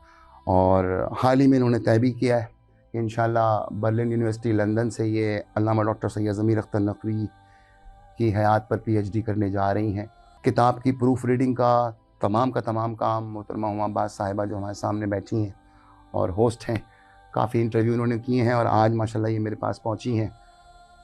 کتاب کی اشاعت ہو چکی ہے آپ کے سامنے. 9000 صفحات انہوں نے پڑھے ہیں اپنے 8 مہینے کے ٹینیور کے اندر کتاب کی تزئین و آرائش کے لیے. اور علامہ ڈاکٹر سید ضمیر اختر نقوی کی تقریباً 250 سے زیادہ مجالس انہوں نے سماعت کی ہیں یوٹیوب پہ مختلف موضوعات پر. وہ تمام موضوعات کے جو اس کتاب کا حصہ ہیں، ہر موضوع پہ قبلہ کی مختلف مجالس موجود ہیں، اور ان میں سے سلیکشن کرنا اور کتاب کی تزئین و آرائش کرنا یہ بہت بڑا کام ہے. اور سب سے بڑا کارنامہ جو انہوں نے انجام دیا میں آج آپ کو بتانا چاہتا ہوں. ایک خاتون ہونے کے ساتھ ساتھ دنیا کے 110 بچوں کے انٹرویو ریکارڈ کرنا علامہ ڈاکٹر سید ضمیر اختر نقوی کی کتاب کے لیے، امام حسین کی حیات سے متعلق، امام حسین سے متعلق، یہ ایک بہت بڑا کارنامہ ہے اور اس کتاب کا حصہ بنا. پھر ان کا ایک بڑا خوبصورت آئیڈیا یہ تھا کہ ہمارے پاس کوئی بھی ایک ایسی کتاب موجود نہیں ہے کہ جس میں علامہ صاحب کی تمام کتابوں کو ہم ہائی لائٹ کر سکیں. تو سب سے بہترین کام اس کا ایک چیپٹر ہے مجلس ثانی علامہ ڈاکٹر سید ضمیر اختر نقوی اعلیٰ لہ مقامہ کی خدمات کے حوالے سے.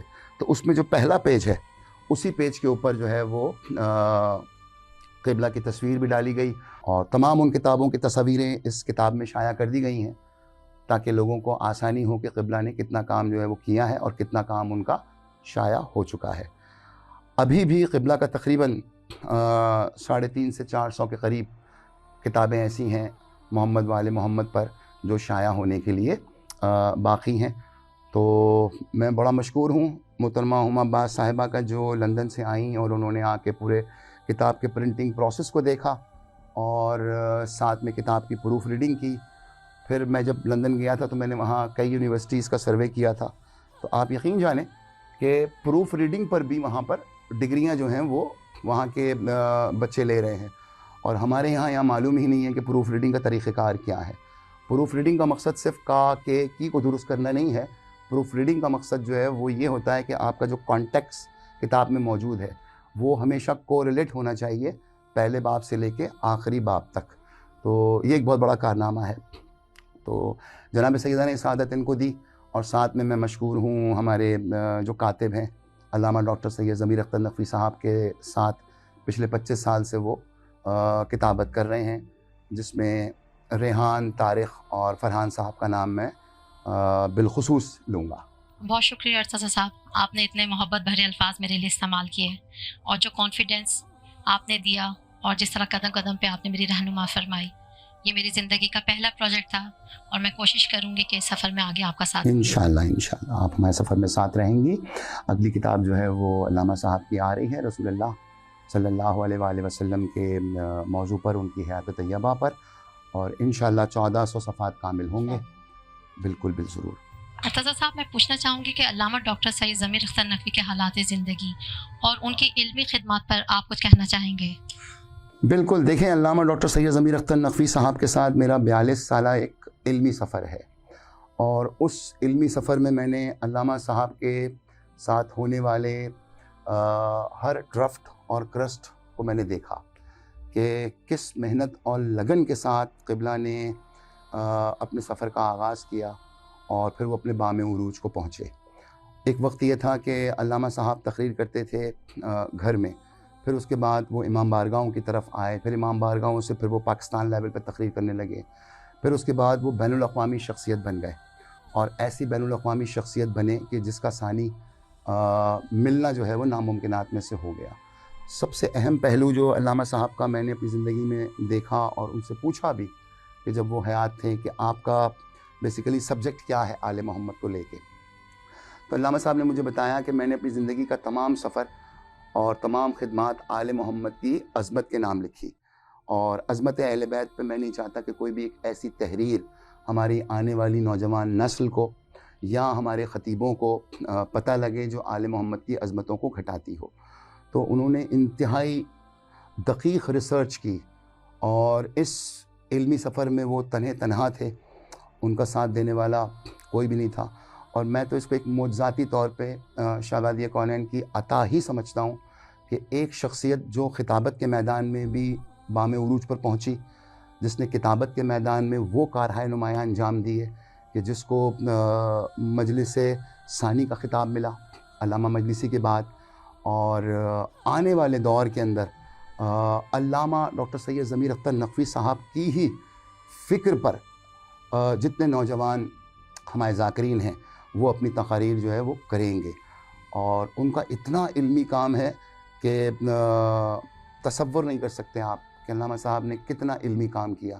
کسی ایک شخصیت کے لیے خطابت کرنا، پھر اس کے بعد اس کو کتابی معاملات میں ڈھالنا، اور کتابی معاملات سے پھر اس کے بعد نجی معاملات، نجی محفلیں اور دوستوں کا آنا، یہ تمام کام ایک انسان کے بس کی مجھے تو لگتی نہیں ہے جو میں نے محسوس کیا.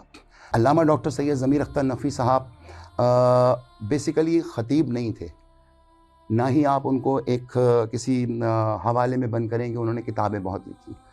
جو میں نے محسوس کیا وہ یہ کہ علامہ ڈاکٹر سید ضمیر اختر نقوی صاحب برصغیر پاک و ہند میں اپنی مثال آپ رکھتے تھے، اور ایک انٹلیکچول شخصیت تھی. ایک انٹلیکچول شخصیت اس دنیا سے گزری ہے، جس کو آبزرو کرنا، جس کو محسوس کرنا اور جس کو اون کرنا، یہ ایک بڑا کمال ہے ان لوگوں کے لیے جو ان کے ساتھ رہے. تو میں یہی کہہ سکتا ہوں کہ قبلہ کا ایک علمی سفر ہے، اور اس سفر کے اندر قبلہ نے وہ کام کر دیا کہ اگر آپ قبلہ کے ڈیتھ سے 200 برس پیچھے چلے جائے تو آپ کو کوئی بھی برصغیر پاک و ہند میں نہ ایسا عالم ملے گا، نہ ایسا ذاکر ملے گا. اور قبلہ کے بعد آنے والے دور میں آپ 500 برس آگے چلے جائیں تو ایک شخصیت اتنے کام نہیں کر سکتی جتنے علامہ ڈاکٹر سید ضمیر اختر نقوی صاحب نے کر دیے. تو 700 برس کا کام ایک انسان اپنی 74 سالہ زندگی میں کر کے گیا، اور اس کی سب سے اعلیٰ کوالٹی اس کے کام کی یہ تھی کہ کہیں پہ بھی عظمت اہل بیت کے معاملات میں، چاہے وہ خطابت کا معاملہ ہو، چاہے وہ کتابت کا معاملہ ہو، چاہے وہ مرثیے کا معاملہ ہو، ایک لفظ بھی ایسا نہیں دیا کہ آل محمد کی شان میں کہیں جھول ہو. یہ سب سے بڑا کارنامہ علامہ ڈاکٹر سید ضمیر اختر نقوی کا ہے، جو میں نے اپنی زندگی میں ان کو دیکھا. اور وہ صرف خطابت کے یا کتابت کے شہسوار نہیں تھے. علامہ صاحب نے زیارتوں پہ بھی کام کیا. مثلا شبیہ تابوت برآمد ہو رہے ہیں، ذوالجناح برآمد ہو رہا ہے، اور مختلف تبرکات برآمد ہو رہے ہیں، تو اس میں بھی وہ اسی طرح سے اپنے انٹرسٹ کو شو کرتے تھے. یعنی کہ وہ سامعین کے ساتھ مل کے چلتے تھے، ہر ایک سے محبت کرتے تھے، بالخصوص بچوں سے، جوانوں سے. اور ان کا پیغام یہی تھا کہ تعلیم حاصل کر کے ہی آپ آگے بڑھ سکتے ہیں اور ذکر آل محمد جو ہے اس کو پروان چڑھا سکتے ہیں. تو پوری زندگی میں نے یہی دیکھا قبلہ کو. جب بھی میں ان کے پاس آیا، ان سے باتیں کیں کتابوں کی اشاعت کے بارے میں اور علمی خدمات کے بارے میں، تو ان کا ایک ہی میسیج تھا. وہ یہی کہا کرتے تھے کہ یار میں یہ چاہتا ہوں کہ میرے تمام نوجوان بچے جو ہیں وہ اعلیٰ تعلیم حاصل کر کے بڑے عہدوں پہ پہنچیں، اور محمد والے محمد کا نام جو ہے وہ اپنی علمی کاوشوں کے ساتھ روشن کریں، تاکہ ان کو عزتیں ملیں، تاکہ ان کو شہرتیں ملیں، اور وہ اپنے رزق حلال سے پھر ایسے کارنامے انجام دیں اور ایسے تعمیری کام کریں کہ جن تعمیری کام سے جو ہے وہ قوم کا مورل اپ ہو. جی ارتضیٰ صاحب، اب ایک اور سوال پوچھنا چاہتی ہوں آپ سے کہ اب تک آپ نے قبلہ کی کتنی کتابوں پہ کام کیا، اور کیوں آپ کو ضرورت محسوس ہوئی کہ آپ انہی کی کتابوں کو شائع کریں؟ بہت اچھا سوال آپ نے کیا. میرے کئی دوستوں نے بھی مجھ سے یہی بات کی تھی کہ بہت ساری عربی کتابیں ایسی ہیں کہ ان کا ترجمہ ہو سکتا ہے اور انہیں بھی شائع کیا جا سکتا ہے، لیکن میری علامہ صاحب کے ساتھ 42 سالہ رفاقت، ان کی محبت، اور سب سے بڑھ کر ان کی علمی خدمات کا اعتراف مجھے پیش کرنا تھا. تو اس وجہ سے میں نے علامہ صاحب کی تمام وہ کتابیں جو انہوں نے آل محمد کی سوانح حیات پہ لکھی، میں یہ چاہتا تھا کہ وہ قبلہ اس کی سعادت مجھے ہی دیں. اور یہ شہوادی کونین سلام اللہ علیہ کا بڑا احسان ہے کہ اب تک علامہ صاحب کی 6 کتابیں جو ہیں وہ ترتیب کے حساب سے آئی ہیں، اور اس میں علامہ صاحب نے صرف میرا ہی کنٹریبیوشن جو ہے وہ لیا، اور میں اس کو ایک معجزے سے کم بات نہیں سمجھتا ہوں.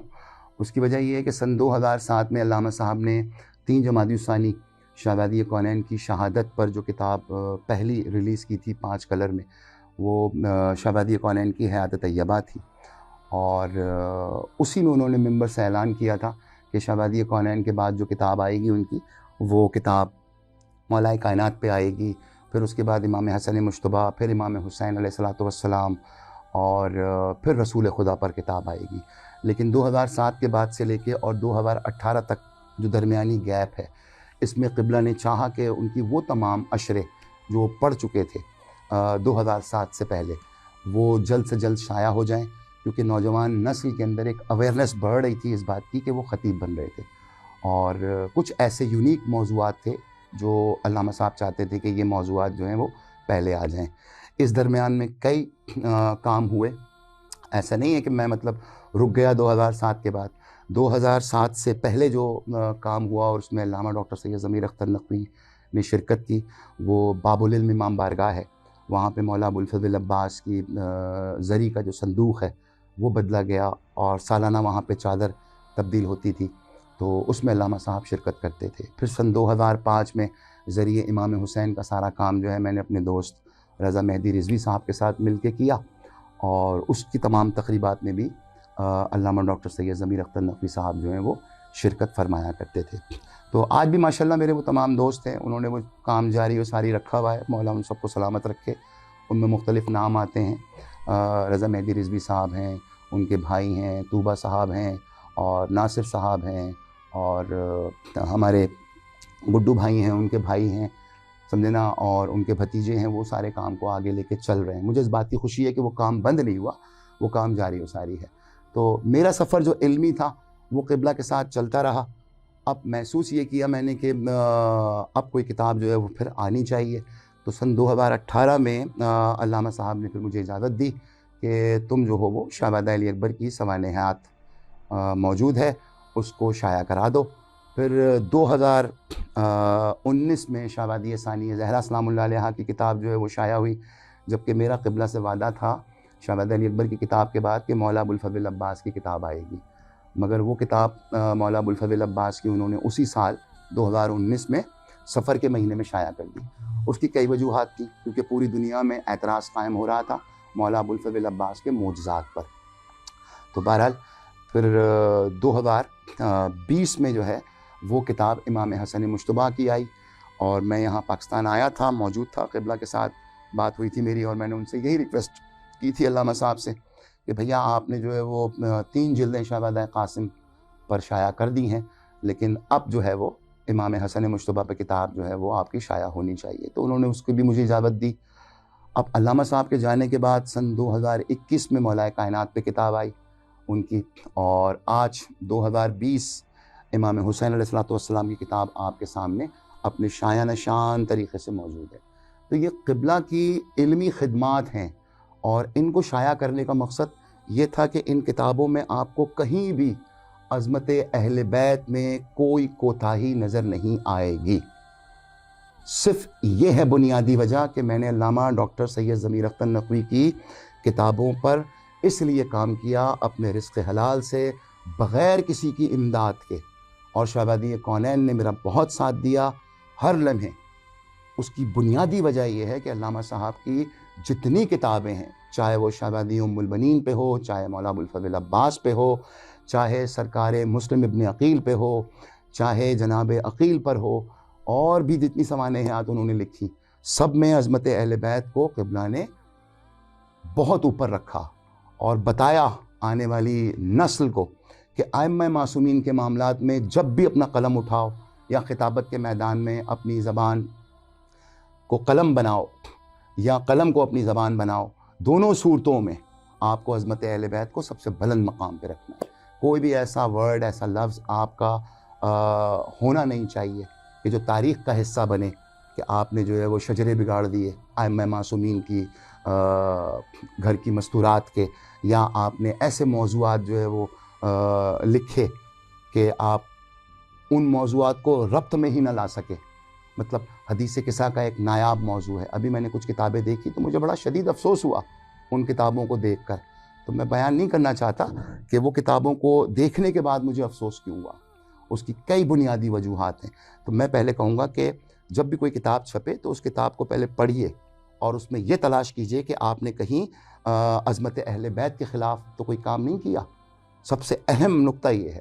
تو علامہ صاحب کا یہ ایک خوبصورت انداز تھا کہ وہ کتاب لکھتے تھے، ہزاروں طرح کی کتابوں سے میٹر کلیکٹ کرتے تھے، پھر خود ذاتی طور پہ ریسرچ کرتے تھے، اور پھر اس کے بعد وہ پروف ریڈنگ آخری خود کرتے تھے کہ کہیں ایک جملہ، کہیں ایک ایسی بات جو عظمت اہل بیت کے خلاف ہے یا عظمت صحابہ کے خلاف ہے یا عظمت ائمہ معصومین کے خلاف ہے، وہ تمام باتیں جو ہیں علامہ صاحب ہٹا دیا کرتے تھے.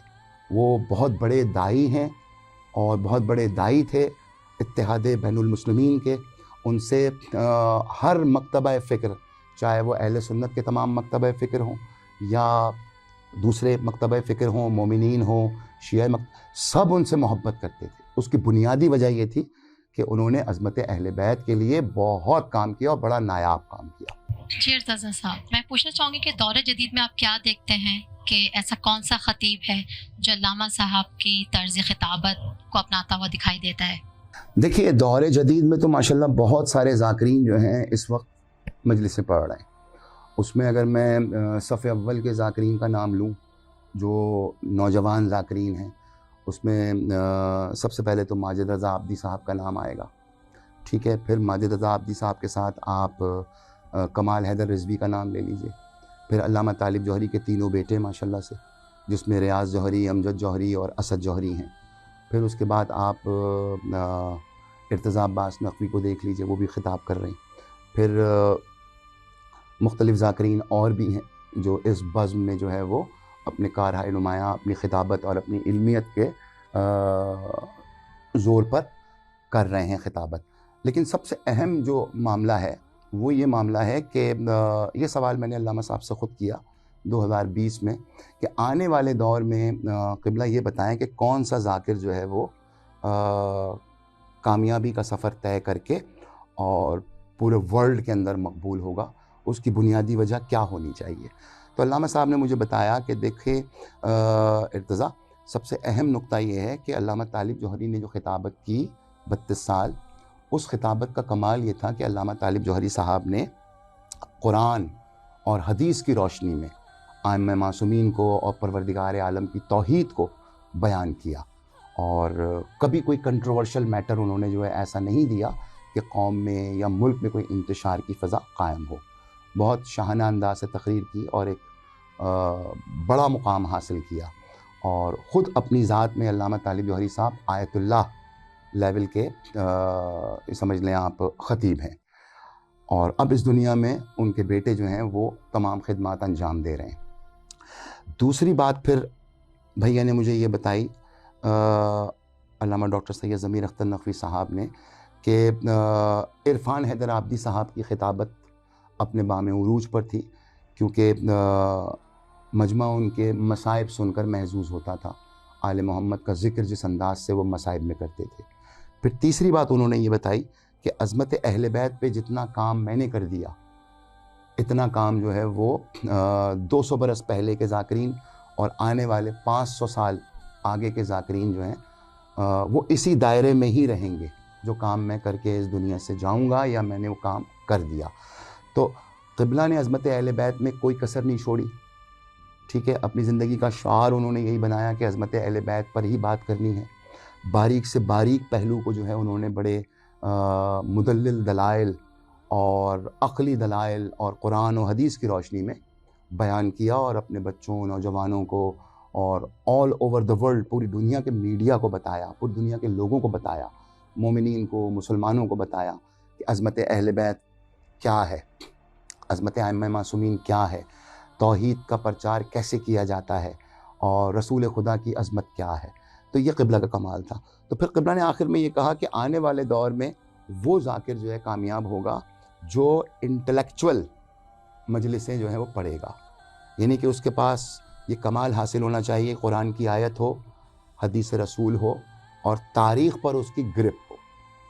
ٹھیک ہے، اور پھر وہ نقطہ بنانے کا فن جانتا ہو کہ کہاں سے عظمت اہل بیت پر یا قرآن کی روشنی میں ائمہ معصومین پر یا رسول خدا کی عظمت پر کوئی نقطہ جو ہے وہ قائم کرے، بنائے، اور جس سے مومنین اور ہمارے مسلمان جو ہیں وہ محظوظ ہوں.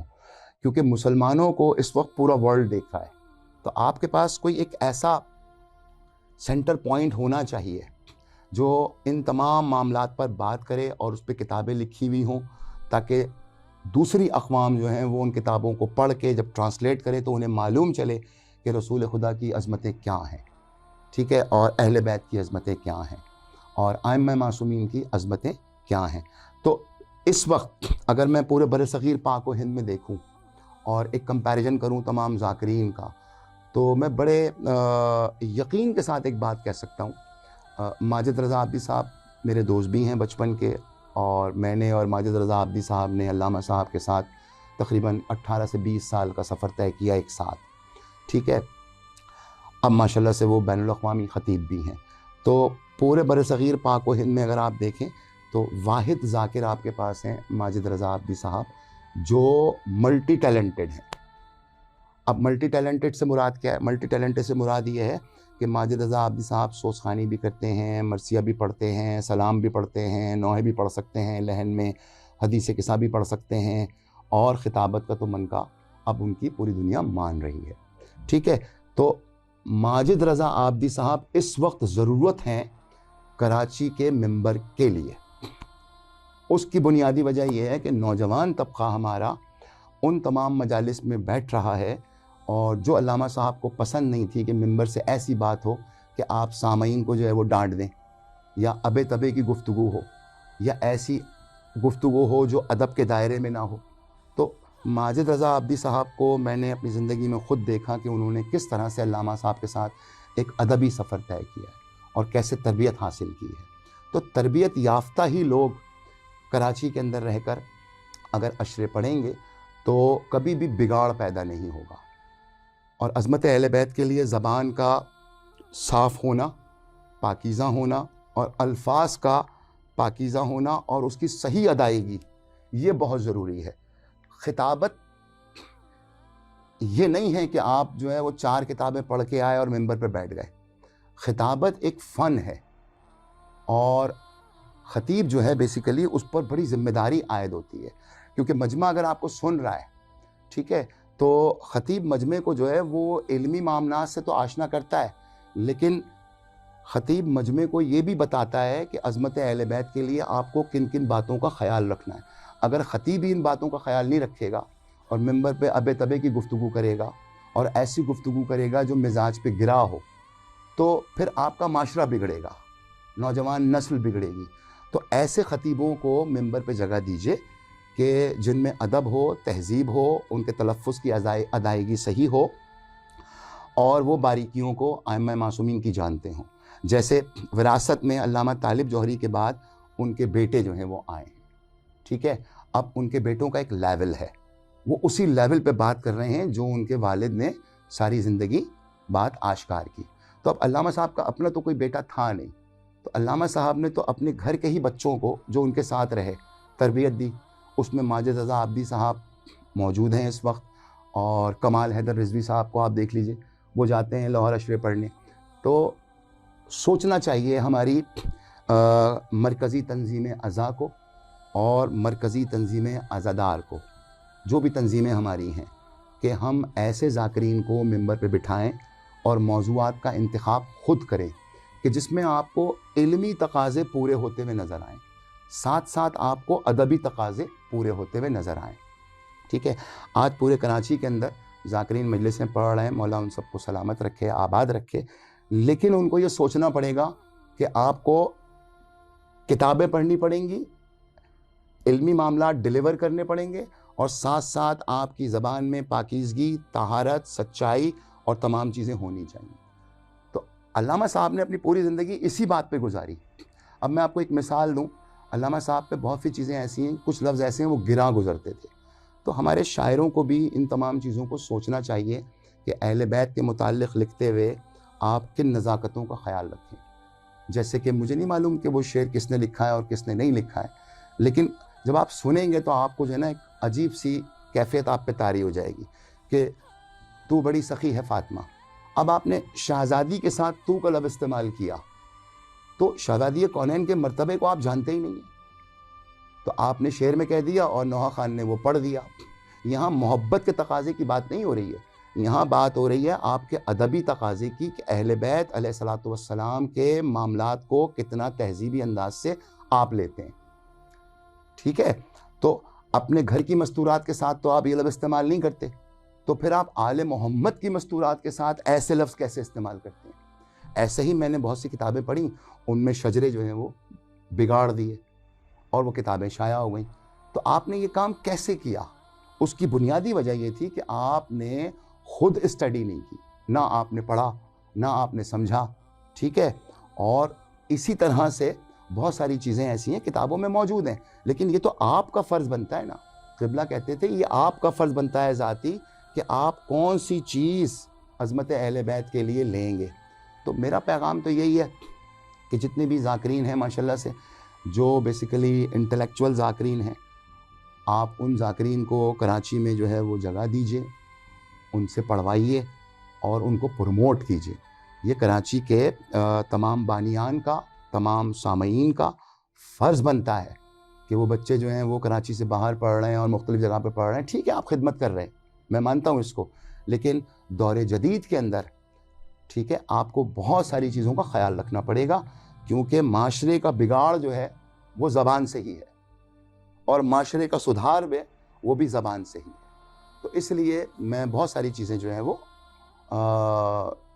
کہہ سکتا ہوں، لیکن میرا آخر میں صرف یہی ایک بیان ہوگا کہ ان بچوں کو آپ ضرور ممبر پہ بٹھائیں، نوجوان بچوں کو، بچوں سے مراد یہ جو ذاکرین ہیں اور اچھے خطیب ہیں کہ جن کے اندر تہذیب، تمدن، ادب، آل محمد کے لیے اچھے الفاظ کی ادائیگی، ٹھیک ہے، اور سیرت محمد وال محمد پر ان کا کردار آپ پرکھ کر ممبر پر بٹھائیں، پھر دیکھیں آپ کہ آپ کی جنریشن کیسے کامیابی کا راستہ طے کرتی ہے۔ بہترین جن باریکیوں کو آپ نے اس وقت اجاگر کیا، یقیناً ہمارے علماء، ہمارے نوحہ خان، ہمارے ناظرین اس سے فائدہ مند ہوں گے۔ ارتضیٰ صاحب، اس سے پہلے کہ ہم آخری سوال کی طرف جائیں، میں جاننا چاہوں گی آپ کے تاثرات اس کتاب کے حوالے سے، آپ کیا سوچتے ہیں، کیا سمجھتے ہیں، کیسا آپ کا سفر گزرا اس کتاب کی تیاری میں؟ آپ کا سوال بہت اچھا اس کتاب کے بارے میں کہ اس کا ریویو میں پیش کروں۔ اس کتاب کی اشاعت کے سلسلے میں تقریباً کوئی ہمیں 1 سال کا عرصہ لگا، اور جیسے میں نے پہلے کہا کہ میں بہت مشکور ہوں، آپ کا شکر گزار ہوں کہ امام حسین کی یہ کتاب اور اس پہ جس طرح سے آپ نے محنت کی، ریحان، طارق اور فرحان نے محنت کی، وہ اپنی مثال آپ ہے، کیونکہ اتنی دور بیٹھ کے لندن سے بیٹھ کر 9000 صفحات علامہ صاحب کے پڑھنا یہ ایک بہت بڑا کمال ہے، پھر 200 سے زیادہ تقریریں علامہ صاحب کی سننا یہ اس سے زیادہ بڑا کمال ہے، اور پھر اس آئیڈیا پہ کتاب کو ترتیب دینا کہ جو آئیڈیا میں چاہتا تھا۔ اب اس میں جو خوبصورت ایڈ ویلیو آپ نے کی 9000 صفحات پڑھ کے، پھر اپنے آرٹیکل میں بھی آپ نے ذکر کیا، اس سے پہلے کہ میں کتاب کا ریویو پیش کراؤں، جتنے لوگوں نے بھی آرٹیکل دیے وہ اپنی مثال آپ ہیں، چاہے اس میں ماجد رضا عابدی صاحب ہوں، چاہے آپ کا آرٹیکل ہو، چاہے قبلہ کے بھائی کا آرٹیکل ہو، یا ریحان طارق فرحان نے دیا ہو، یا صفیہ کرار صاحبہ محترمہ ذاکرہ ہیں انہوں نے آرٹیکل دیا ہو، تو میں ان سب کا مشکور اس وجہ سے ہوں کہ سب نے بہت محنت کی اور ہمارا ساتھ دیا اس پورے پروسیس میں۔ اس کتاب کی سجاوٹ میں جو بنیادی چیز رکھی گئی وہ یہ رکھی گئی کہ علامہ صاحب نے جتنی تقریریں عنوانات پہ کی، جیسے جناب ختیجہ پہ کی، شہزادی فاطمہ بنت اسد پہ کی، سرکار ابو طالب پہ تقریریں کی، تو جو جو آیتیں انہوں نے اپنی تقریروں میں پڑھی ان آیتوں کو اس کتاب کی زینت بنایا گیا، اور جتنے القابات علامہ صاحب نے مختلف سبجیکٹ کے اوپر پڑھے تو ان تمام القابات کو بھی ہم نے اس میں ایڈ کیا۔ یہ ایک نئی ایڈ ویلیو ہے کتاب کے پروسیس میں، اور شہزادی کونین سلام اللہ علیہ کے توسل سے میں تو یہی کہوں گا کہ یہ 6ٹھی کتاب ہے جو منظر عام پر آئی، اور سب سے پہلی کتاب شہزادی کونین کی تھی، اسی کی برکت ہے کہ یہ تمام کتابیں جو ہیں منظر عام پر آئیں۔ اور پہلے ان کتابوں کی پروف ریڈنگ جو ہیں وہ قبلہ کے بہت سارے ساتھی ہیں جو کرتے رہے، جس میں فیاض صاحب کا نام صف اول ہے، اور ابھی ریسنٹلی جو علامہ صاحب کے ساتھ تھے اور علامہ صاحب کے بعد بھی انہوں نے پروف ریڈنگ کی، اس میں ہمارے حیدر ہاشم بھائی ہیں، انہوں نے یہ پروف ریڈنگز کی ہیں۔ علامہ صاحب ان کو بہت دل کی گہرائیوں سے چاہتے بھی تھے، اور ایک مرتبہ علامہ صاحب نے مجھ سے بھی ذکر کیا تھا جب میں نے پوچھا تھا حیدر بھائی کے بارے میں، تو علامہ صاحب نے یہی کہا تھا کہ یار ارتضیٰ امام زمانہ کے کچھ تحفے ہیں میرے لیے، اس میں سے ایک تحفہ جو ہے امام زمانہ نے مجھے حیدر بھائی کی صورت میں دیا ہے، وہ ہمارا صدقہ اتارتے ہیں، ہماری بہت ساری کتابوں کی پروف ریڈنگ کرتے ہیں، اور ان کی بڑی گرپ ہے پروف ریڈنگ کے اوپر۔ لیکن اس سال یہ سعادت شہزادی کونین نے آپ کو دی، آپ نے اس کتاب کی پروف ریڈنگ کی، یہ ایک کمال ہے۔ اور कोशिश ये की गई कि इस किताब का हर जुमला अल्लामा साहब का ही जुमला हो और उन्हीं की तकरीरों से तमाम चीज़ों को इकट्ठा किया गया और उन्हीं के मुसव्विदों से, जो मुसव्विदे उन्होंने इमाम हुसैन पर तैयार रखे थे, उसी से ये किताब जो है रौनक अफरोज़ हुई है। जहाँ तक इस बात का ताल्लुक़ है कि बहुत से लोग सोचते हैं कि किताब शाया हो गई, कैसे शाया हो गई, क्या, ये मैं सबको बताना चाहता हूँ। आज मैंने अपनी पूरी ज़िंदगी में खिदमत अबदारी इमाम हुसैन के लिए कभी किसी के आगे हाथ नहीं फैलाया। ये शहबादी कौनैन का करम है, अपने रिज़्क़ हलाल से, अपनी रोज़ी से ये सारे काम मैंने कर दिए और अल्लामा साहब की दुआएं सबसे बढ़कर मेरे साथ रही। और उन्हें ये मालूम था कि मैं कभी भी ना तो इन तमाम बातों का कायल हूँ, चंदों का और फंडिंग का। मुझे ख़ुद बीबी ने इतना नवाजा है, शहबादी कौनैन का बड़ा करम है। और ये 5 किताबें जो सीरीज़ के साथ आई हैं 2018 से लेके और 2022 तक, ये 5 किताबें भी और शहबादी कौनैन की किताब भी, ये सब शहबादी कौनैन के अपने घर से हूँ। तो कोई भी अगर ये तसव्वुर करता है कि फ़लाँ साहब ने पैसे दे दिए, ये सब झूठ बातें, बकवास बातें, उसको जवाब देना पड़ेगा शहबादी कौनैन को, मुझे नहीं। मैंने अपने रिज़्क़ हलाल से सारे काम कर दिए और अल्लाह का शुक्र है हर किताब अल्लामा साहब की जो है वो एक सजी हुई किताब है। काम क्यों किया मैंने, उसकी वजह ये है कि अल्लामा डॉक्टर समीर अख्तर नक़वी ने उर्दू ज़बान में आइम्मा मासूमीन की जो खिदमत की, उसमें अज़मत अहले बैत सबसे ऊपर रखी। ये है सबसे बड़ा नज़रिया। काम करने के लिए मेरे पास बहुत सारे काम थे। अरबी किताबों के तर्जुमे में करा सकता था, फ़ारसी किताबों के तर्जुमे करा के मैं शाया कर देता। तो ये भी खिदमत अहले बैत जो दूसरे लोग करते हैं। लेकिन सबसे अहम चीज़ वो ये कि मैंने अल्लामा साहब के साथ 42 साल गुजारे, तो मैंने उस शख्स की ज़बान से एक लफ्ज़ भी अज़मत अहले बैत से नीचे नहीं सुना। और पूरी ज़िंदगी उन्होंने सीरत मोहम्मद व आले मोहम्मद पर गुजारी। इसके अलावा अल्लामा साहब को बहुत ज़्यादा मोहब्बत थी, बहुत ज़्यादा अक़ीदत थी मीर अनीस अल्लाह मक़ामहू से, तो वो काम भी मैंने कर दिया। सन 2021 में मीर अनीस के मरसियों से 5 नोहे तरतीब दिए और वो 5 नोहे जो हैं आरिफ हुसैन साहब की खूबसूरत आवाज़ में शाया हो गए। तो हमारा मकसद उसमें ये नहीं था कि व्यूवर बढ़ जाएं या यूट्यूब के सब्सक्राइबर बढ़ जाएं, कोई चैनल भी नहीं है हमारा, ना हमारी ये नीयत थी। हमें ज़माने को ये बताना है कि अल्लामा साहब की फ़िक्र थी कि तहज़ीब आले मोहम्मद का तकाज़ा है कि अल्फाज का इस्तेमाल सही करो। और क़िबला ये कहा करते थे कि जिसने मीर अनीस और मिर्ज़ा दबीर को नहीं पढ़ा है वो मिंबर का ज़ाकिर नहीं बन सकता, इसलिए कि उसके पास अल्फाज का ज़ख़ीरा नहीं है। मैं क्यों ज़ोर देता हूँ इस बात के ऊपर कि माजिद रज़ा आब्दी साहब को, रियाज़ जौहरी को, असद जौहरी को, अमजद जौहरी को, इर्तज़ा अब्बास नक़वी को और दूसरे ज़ाकिरीन जो हमारे हैं उनको कराची पढ़वाइए। इसलिए पढ़वाइए कराची कि ये सब वो बच्चे हैं कि जो आलिम घरानों के हैं और इन्होंने मीर अनीस को पढ़ा है, मिर्ज़ा दबीर को पढ़ा है, इन लोगों को पढ़ा है। ठीक है। अब मुझे एक बात का बड़ा शिद्दत के साथ अफसोस, वो मैं चाहता हूँ मैं पूरी कौम को बताऊँ। वो अफसोस ये है कि अल्लामा डॉक्टर समीर अख्तर नक़वी ने जिस इदारे की बुनियाद रखी थी उस इदारे का नाम था मरकज़े उलूमे इस्लामिया पाकिस्तान। अल्लामा साहब के मरने के बाद अल्लामा साहब की एक मजलिस के मुताबिक मरकज़े उलूमे इस्लामिया पाकिस्तान, जिस घर में वो रहते थे, वो नाम हो गया चेंज, अल्लामा डॉक्टर सैयद ज़मीर अख्तर नक़वी लाइब्रेरी फाउंडेशन में बदल गया। ठीक है। अब वो बन गई लाइब्रेरी, तो मरकज़े उलूमे इस्लामिया पाकिस्तान रजिस्टर्ड कहाँ चला गया, ये मेरी समझ से बाहर है। अच्छा, इस लाइब्रेरी की फाउंडेशन की काबीना तो नज़र आ गई मुझे, ठीक है, लेकिन मरकज़े उलूमे इस्लामिया पाकिस्तान कौन चला रहा है, कहाँ से वो ऑपरेट हो रही है, उसकी काबीना क्या है, कैसे वो तरतीब पाएगी, ये कुछ पता ही नहीं है। वो पता नहीं हवा में जम हो गई, कहाँ हो गई, जो क़िबला के अपने हाथ की बनाई हुई थी और जो उनके घर से बाकायदा ऑपरेट होती थी, उसके तहत सारे काम होते थे। अब ये तो 3 रास्ते हो गए। एक लाइब्रेरी का रास्ता अलग हो गया, ठीक है, दूसरा रास्ता जो है वो मजालिस का वो अलग हो गया, और तीसरा जो इम्पोर्टेंट मामला है कि क़िबला का अपना खानवादा वो बिल्कुल अलग हो गया।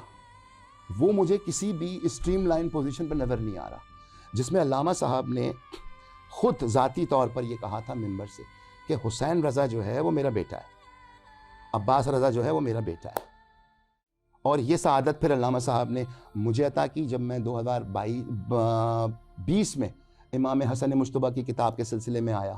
تو انہوں نے یہ کہا ارتضیٰ تم نے بہت سارے کام کر دیے جناب سیدہ کے کرم سے، اور میرے بعد ان کاموں کو جاری رکھنا یار. میں تم سے یہ امید رکھتا ہوں اور مجھے یقین ہے کہ تم یہ کام جاری رکھو گے. تو میرا ان سے وعدہ ہے، کوئی کرے یا نہ کرے، میں یہ کام جب تک حیات ہوں، یہ کام جہاں تک مجھ سے ہو سکتا ہے، جہاں تک شہزادی کونین مجھ سے یہ کام لینا چاہیں گی، میں یہ کروں گا. میرا یہ پیغام ہے کہ تمام جو بکھرے ہوئے معاملات ہیں وہ ایک پیج پر آئیں، اسی شان اور شوکت کے ساتھ تمام زیارتیں برآمد ہوں، اسی شان اور شوکت کے ساتھ تمام مجلسیں ہوں، ٹھیک ہے، اور یہ تمام جو ہے وہ ایک ادارے کے تحت ہو. الگ الگ معاملات لے کے چل رہے ہیں تو کسی کے معاملات بھی صحیح نہیں ہیں. میں آپ کا بڑا مشکور ہوں اس بات کے اوپر کہ آپ نے ایک ایسی چیز کو محسوس کیا کہ آپ لندن سے یہاں آئیں، پھر آپ نے پورے کتاب کا پروسیس دیکھا. میں تو دوسرے ملک میں بیٹھا ہوا تھا، تو آپ یہاں آئیں، آپ نے پورے کتاب کا پروسیس دیکھا. پھر اس کے بعد جب آپ لائبریری گئیں تو آپ نے افسوس کا اظہار کیا. حد تو یہ ہوئی کہ ریحان طارق فرحان صاحب کے معاملات، ٹھیک ہے، وہ اس نہج پہ تھے کہ ان کے پاس مطلب بیٹھنے کے لیے صحیح کرسیاں نہیں تھیں. تو آپ نے اپنے پیسوں سے جو ہے وہ تحفہ کیا ان کو، مرکز کو، لائبریری فاؤنڈیشن کو. پھر وہاں پہ کتابیں جو ہیں وہ اس پہ مٹی لگ رہی ہے، صفائی نہیں ہوئی تھی، تو صفائی کا چارج آپ نے لیا، جبکہ یہ کام آپ کے نہیں تھے. یہ کام تو بانیان کے تھے جنہوں نے ٹیک اوور کیا ہے لائبریری کو، سمجھے. ان کو دیکھنا چاہیے تھا کہ علامہ صاحب کا اتنا نادر اور نایاب معاملہ جو ہے وہ خراب ہو رہا ہے. تو میں جب آیا تھا فروری میں نے بہت سارے مشورے دی، ایک مشورے پہ بھی عمل نہیں ہوا، لیکن میں پھر بھی توقع رکھتا ہوں. نقی صاحب سے بہت اچھے انسان ہیں، بہت پرخلوص انسان ہیں، سمجھے، اور وہ بات کو سمجھتے ہیں میری، وہ جانتے ہیں، مگر وہ مصروف ہیں اپنے بزنس پرپسز کی وجہ سے، ٹھیک ہے. تو ان کو کچھ بندے ایسے ہیں جو سیریس ہوں، انہیں ڈیڈیکیٹ کرنا چاہیے کہ لائبریری کو پراپر وے کے ساتھ پراپر طریقے سے لک آفٹر کریں، تبھی یہ سفر آگے بڑھ سکتا ہے. ورنہ یہ سفر جو ہے وہ آگے نہیں بڑھے گا، یہ سفر تباہ ہو جائے گا، چاہے وہ کسی بھی سائٹ کا ہو، اس سائٹ کا ہو یا اس سائٹ کا ہو، یہ سفر تباہ ہو جائے گا. علامہ صاحب کا علمی کام جو ہے وہ ہونا چاہیے. علامہ صاحب خود اپنی زندگی میں یہ کہا کرتے تھے کہ یار میرے علمی کاموں کو کرو. کیوں کہتے تھے وہ؟ تاکہ آنے والی نسلوں کو صحیح پیغام پہنچے. تو میں نے جو کام کیا وہ تو علامہ صاحب کا علمی کام کیا. علامہ صاحب نے مجھ سے خواہش کی شہباز علی اکبر کا تابوت بناؤ، میں نے بنا دیا. علامہ صاحب نے مجھ سے خواہش کی کہ میں مولا عباس کا تابوت چاہتا ہوں، بہت خوبصورت بناؤ، میں نے بنایا. علامہ صاحب آئے گھر پہ، انہوں نے دیکھا، ایک ایک چیز کو پرکھا. تو مجھے اس وقت برصغیر پاک و ہند میں، سمجھے، علامہ صاحب کی فکر کے مطابق مجلسیں پڑھتا ہوا کوئی آدمی نظر نہیں آ رہا. میرے پاس صرف 2-3 نام ہیں جو میں بتا سکتا ہوں کہ وہ ان کی فکر کے تحت مجلسیں پڑھ رہے ہیں، سمجھے. ایک میں نے دیکھا ہے علامہ ماجد رضا عابدی صاحب کو، ان کی اپنی ریسرچ بھی بہت ہے، ان کا اپنا مطالعہ بھی بہت ہے، لیکن وہ علامہ صاحب کے ساتھ 18 سال اٹیچ رہے، 20 سال اٹیچ رہے. تو اب وہ تقریریں کر رہے ہیں، سمجھے. کچھ نہ کچھ گوشے ایسے ہیں کہ جو وہ لے کے آتے ہیں، اور وہ گوشے جو ہیں وہ علامہ صاحب کے ہی بیان کیے ہوئے ہیں، ٹھیک ہے. اور اس کے علاوہ ایک ذاکرہ ہے، میں نام لینا نہیں چاہتا ابھی، وہ بھی علامہ صاحب کا ذکر کر رہی ہیں، سمجھے، بڑی شان و شوکت کے ساتھ. جناب سیدہ نے ان کو بڑا اعزاز دیا ہے. تو بہت ساری چیزیں ہیں جن چیزوں کے تحت جو ہے علامہ صاحب کو پروموٹ کیا جا سکتا ہے. تو میرا پیغام یہی ہے کہ آئندہ سال انشاءاللہ کتاب آئے گی رسول خدا پر، اور پنجتن کامل جو ہیں وہ میں کر دوں گا. علامہ صاحب نے 2007 میں جناب سیدہ کی شہادت کی مجلس میں کہا تھا کہ میں کیسے کتابیں شائع کراؤں گا.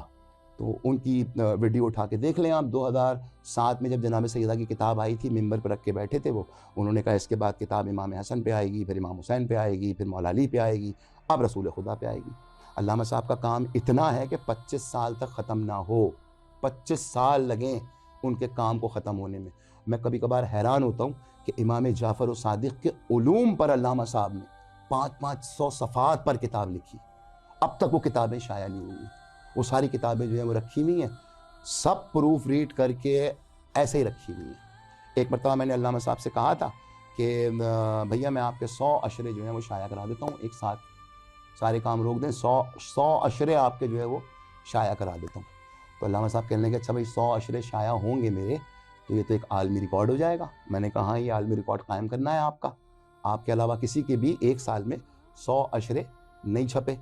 تو کہنے لگے مگر مسئلہ ہو جائے گا, ہر اشرہ میرا 500 کاپی پہ مشتمل ہوگا تو وہ تو 5 لاکھ کاپیاں ہو جائیں گی بھائی.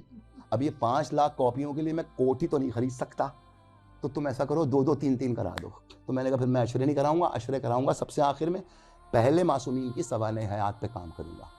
تو ان کی محبت تھی, ان کی دی ہوئی دعائیں تھیں, اور انہوں نے ہمیشہ کہا کہ میرے ہی بچے فرش ازا سے اٹھے اور دنیا میں انہوں نے ترقی کی اور یہ کام کیے. تو میں تمام ان علامہ صاحب کے چاہنے والوں کو یہ کہتا ہوں, آپ سب کو دعائیں ملی ہیں علامہ صاحب سے, آپ کا ذاتی فرض یہ بنتا ہے کہ اگر آپ ریٹائر ہو گئے تو آپ کی اولاد اگر کام کر رہی ہے تو اپنی اولاد کا رزق حلال علامہ صاحب کے علمی کاموں پر لگائیے. یہ فرض ہے, یہ واجب ہے آپ کے اوپر. جہاں تک میری ہمت تھی میں نے ہر سال علامہ صاحب کے کام کو جو انہوں نے آل محمد کے لیے کیا تھا حسین ترین ہی دنیا میں پیش کیا. میرا نظریہ کوئی تجارت نہ کبھی تھا نہ کبھی ہے, میرا نظریہ یہ تھا کام اتنا حسین کرو کہ یہ بارگاہ آل محمد میں پیش ہو. اور اس کے لیے علامہ صاحب خود کہا کرتے تھے در ہوں یکتا نہ علاقہ ہو کسی سے, نظر ان کی یہ ہوں گے جنہیں رشتہ ہے نبی سے. تو رسول اللہ کی نظر میں عام چیز تھوڑی کروں گا, رسول اللہ کی نظر میں خاص چیز کروں گا, کیونکہ یہ بارگاہ شہزادی کونین میں جانی ہے. پھر آپ نے جتنی محنت کی اس کی تعریف میں کر نہیں سکتا کہ بغیر کسی پیسے کے, بغیر کسی لالچ کے علامہ صاحب کو آپ 27 سال جو ہے اپنے ملک لندن میں بیٹھ کے سنتی رہیں. ٹھیک ہے, پھر اس کے بعد آپ نے جو ہے یہ اتنا بڑا بیڑا اٹھایا, 9000 صفحات آپ نے پڑھے, 250 سے زیادہ تقریریں آپ نے سنی, کئی تقریریں ایسی تھیں کہ ملٹیپل سننا پڑی آپ کو. تو میں نے تو آپ کو گائیڈ کیا, لیکن آپ نے جس محنت اور لگن کے ساتھ, سچائی اور ایمانداری کے ساتھ یہ کام کیے تو اس کی جزا آپ کو جناب سیدہ دیں گی. طارق ریحان فرحان نے جو بھی کام کیا مولا ان کو اس کی جزا دیں گے. مگر میں لائبریری کی فاؤنڈیشن سے یہ کہوں گا کہ ان بچوں کی پراپر سیلریز آنی چاہیے. یہ بچے علامہ صاحب کے ساتھ اور ان کی فکر کے ساتھ آشنا تھے, تو ان بچوں کو لوز مت کرو. اور میں قوم کے بڑے اداروں سے یہ کہوں گا کہ ہماری عباداری میں اور مولا کے بہت سارے کاموں میں ہمارے اہل سنت بھائیوں کا بہت بڑا ہاتھ ہے. ان کو ایوارڈ کیجئے آپ, مرکزی تنظیم عزا ہو یا مرکزی تنظیم عزادار پاکستان ہو. آپ ایسے اہل سنت بھائیوں کو تلاش کیجئے کہ جنہوں نے خدمت اہل بیت کی ہے اور ان کو آپ ایوارڈ دیجئے اس بات کا, تو آپ سے ائمہ معصومین خوش ہوں گے. ریحان طارق فرحان کے لیے آپ ایوارڈ دیجئے.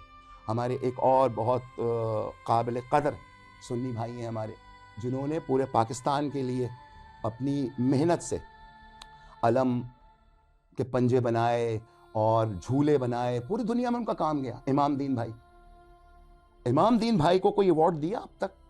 ان کو ایوارڈ دیجئے کہ دیکھیں اگر وہ بندہ نہیں ہوتا تو آپ کے ہزاروں کام نہیں ہوتے, کرنے والا ہی نہیں تھا. تو اہل سنت بھائی ہمارے جتنے انہوں نے بڑا کنٹریبیوشن کیا ہے, اور یہی وجہ تھی کہ علامہ صاحب جو ہے وہ اتحاد بین المسلمین کے تحت ممبر سے بات کرتے تھے. سب سے اہم بات یہ, اس لیے ہر مکتبہ فکر کا انسان ان سے محبت کرتا تھا, اور یہی درس انہوں نے دیا. ان کے ہاں صرف شیعت نہیں تھی, ان کے ہاں اہل سنت کے معاملات بھی تھے. انہوں نے تعزیہ میں مجلس پڑھی تو انہوں نے بتایا کہ سب سے زیادہ تعزیہ ہی سنی نکالتے ہیں. آپ کو کیا معلوم, آپ 10 محرم کا جلوس کر کے آتے ہیں تو ہمارے اہل سنت بھائی جو ہیں وہ تعزیہ لے کے لالو کھیت سے اور نیٹی جٹی جاتے ہیں. تو آپ ان کے تعزیہ دیکھیں کیسے امام حسن کو خراج پیش کرتے ہیں.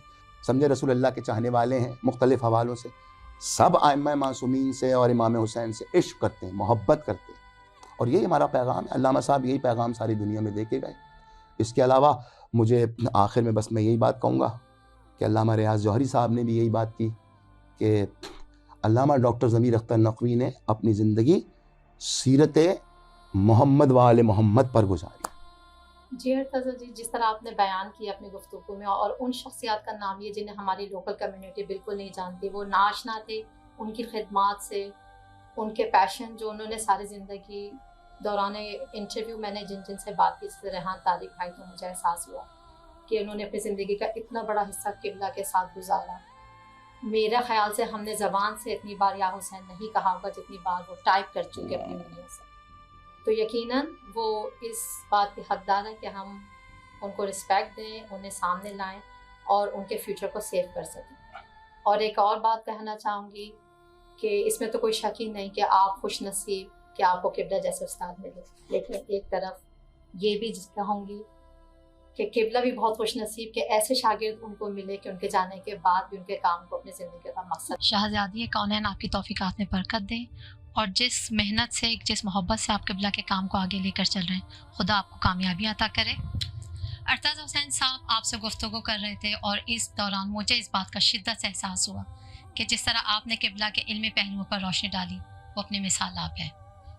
بہت شکریہ آپ کا وقت دینے کا اور ہماری ٹیم کا کہ انہوں نے بیٹھے ہمارے ساتھ۔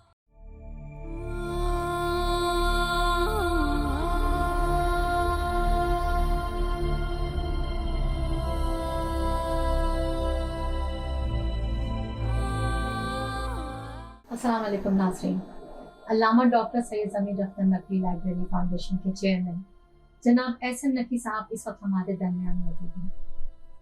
یوں تو ایس ایم نقوی صاحب نے اپنی زندگی کا بیشتر وقت اور سرمایہ خدمت محمد و آل محمد میں صرف کیا۔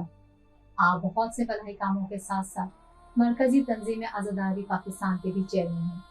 السلام علیکم نقوی صاحب۔ وعلیکم السلام۔ کیسے ہیں آپ؟ بہت شکریہ سب سے پہلے کہ آپ نے اس مصروفیات میں ان ایاموں میں ہمارے لیے وقت نکالا۔ میں تو شکریہ ہما آپ کا ادا کروں گا کہ آپ نے اتنا ٹائم نکالا، اور آپ یو کے میں بیٹھ کے کتاب پہ جو آپ کام کر رہی ہیں، بڑی بڑی بات ہے۔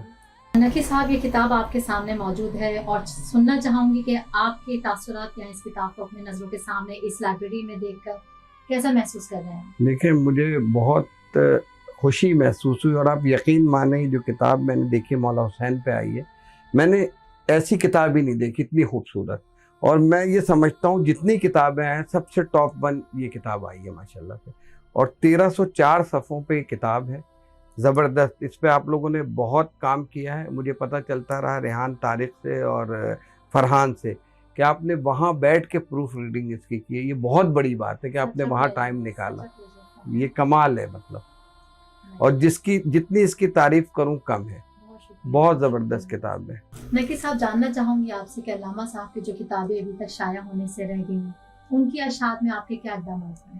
دیکھیں، میں سب سے پہلے تو ارتضیٰ حسین رضوی کا بہت شکر گزار ہوں، اور آپ کا بھی ہما کہ آپ بیرون ملک رہ کے اور آپ لوگ جو کام کر رہے ہیں، یہ بڑا کام کر رہے ہیں۔ میں نے ایسی کتاب تو دیکھی نہیں۔ دیکھیں، ابھی 5 کتابیں علامہ کے انتقال کے بعد ہے، پانچوں کے پانچوں ارتضیٰ حسین رضوی صاحب نے شائع کرائی۔ اتنی حسین کتاب، انہی نے پہلی بی بی فاطمۃ الزہرا کی آئی، پھر مولا علی اکبر کی، پھر مولا علی اور امام حسن، اور یہ اب امام حسین کی آ گئی۔ بڑی بات ہے، ان کے اس میں تھا، مطلب یہ اس کا اجر تو انہیں وہیں سے ملے گا جن کا انہوں نے ذکر کیا اور اتنا کام کیا، اور آپ نے اس کی جو پروف ریڈنگ وہاں بیٹھ کے باہر کی ہے، مجھے اس لیے کہ فرحان طارق لوگ بتاتے رہے تو زبردست کیا ہے۔ تو میری لوگوں سے بھی یہی درخواست ہوگی کہ جن لوگوں نے بھی کرنا ہے، اس پہ ثواب کمانا ہے، تو وہ بھیا نے تقریباً 250 کتابیں کمپلیٹ کر کے گئے ہیں، وہ جو پروف ریڈنگ میں اس پہ کام ہو رہا ہے، یہ لوگ فرحان طارق اور یہ لوگ لگے ہوئے ہیں، ریحان وغیرہ، تو ان سے کانٹیکٹ کریں یا مجھ سے کانٹیکٹ کریں، اپنے والدین کے ایصال ثواب کے لیے اس میں ہم دے دیں نام ان کا فاتحہ کے لیے، تو یہ کتابیں کریں۔ اس لیے دنیا میں بہت لوگ ہیں جو بھیا کے چاہنے والے ہیں، اور مجھے امید ہے کہ وہ کانٹیکٹ بھی کریں گے اور یہ کتابوں کو شائع تاکہ لوگوں تک جو انہوں نے کام کیا ہے پوری زندگی بیٹھ کے، تو وہ آگے تک جائے۔ ویسے تو بھیا کی 500-600 کتابیں پہلے بھی آ چکی ہیں، تو یہ بھی اگر آ جائیں تو یہ بڑا اچھا ہوگا۔ اور لوگوں سے میری درخواست ہے کہ لائبریری میں آئیں، مطالعہ کریں، جو چاہیے یہاں تو خزانہ ہے بھیا کی لائبریری میں، انشاءاللہ ان کو ملے گا یہاں سے۔ اور ایک سوال اور کرنا چاہوں گی کہ اتنی مصروفیت کے باوجود علامہ صاحب کی لائبریری کی جو ذمہ داریاں آپ کے کام پر ہیں، آپ اسے کس طرح دیکھتے ہیں؟ دیکھیں، میں آپ کو بالکل سچ بولتا ہوں کہ میں اس معاملے میں، بلکہ آپ کو بالکل سیریس بول رہا ہوں، اس وقت جو لائبریری دیکھ رہے ہیں یہ تینوں دیکھ رہے ہیں، اور ان پہ مجھے پورا بھروسہ ہے۔ میں کبھی کبھی چکر لگاتا ہوں، لیکن یہ لوگ فل ٹائم دے رہے ہیں ادھر اور دن رات لگے رہتے ہیں، تو میں تو ان لوگوں کا شکر گزار بھی ہوں، اس لیے کہ بھیا ان پہ بھروسہ کرتے تھے، تو اس لیے میں بھی ان پہ بھروسہ کرتا ہوں، اور کبھی ایسا کوئی ہوا نہیں۔ میرے پاس ایکسیس ہے، کیمرے لگے ہوئے ہیں، میں موبائل پہ میں اکثر چیک کرتا رہتا ہوں، جب بھی کرتا ہوں تو یہ لوگ کام ہی کر رہے ہوتے ہیں. آپ کو پتہ ہے محرم چلنا ہے، آج 5ویں مجلس ہے، آج سے بھیا کی اسکرین پہ مجلسیں لوگوں کو دکھائی جائیں گی، اس لیے کہ لوگ، بلکہ لیڈیز کا کہنا تو یہ ہمیں لگتا ہے کہ بھیا لائیو پڑھ رہے ہیں، اس لیے کہ پہلے بھی ہم اسکرین پہ دیکھتے تھے، ابھی بھی ہمیں لگتا ہے بھیا پڑھ رہے ہیں. ارتضیٰ کا، ہما آپ کا، اس لیے کہ آپ نے یقین مانے بہت بڑی بات ہے، آپ تو یو کے میں رہتی ہیں، یو کے میں رہ کے آپ ان سے کانٹیکٹ میں رہتی ہیں، پوری کتاب کی آپ نے پروف ریڈنگ کی اور اس قدر حسین کتاب یہ آئی ہے کہ جواب نہیں. میں مبارکباد آپ کو دوں گا، ارتضیٰ بھائی کو دوں گا کہ بہت زبردست انہوں نے کام کیا ہے، اس کا اجر تو وہیں سے ملے گا ان کو، آپ لوگوں کو. خوش نصیبی کہ اس خدمت میں کچھ حصہ بتا سکی، میں یہ کام کر سکی اور انشاءاللہ کامیابی ہوئی. بس مولا آپ کی توفیقات میں اضافہ فرمائے، آپ کو کبھی کوئی پریشانی نہ دے، اپنا کرم کرے بس ہمیشہ. آپ کے وقت کا، آپ کے خوبصورت الفاظ کا اور جو آئیڈیاز آپ نے دیے اور جس طرح آپ نے قبلہ کے لیے محبت بھرے الفاظ کا، یقیناً وہ ناقابل فراموش ہے. بہت شکریہ.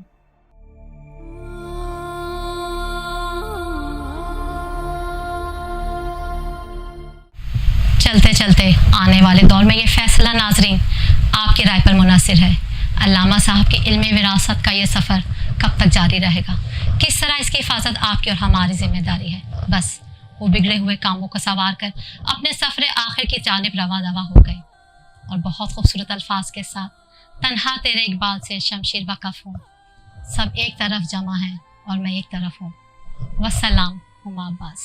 اے دل بران جعفر تیار، الوداع الوداع الوداع الوداع. اے دل بران جعفر تیار، الوداع الوداع الوداع الوداع. بنت علی یہ بچوں سے کہتی تھی بار بار، بنت علی یہ بچوں سے کہتی تھی بار بار، بنت علی یہ بچوں سے کہتی تھی بار بار.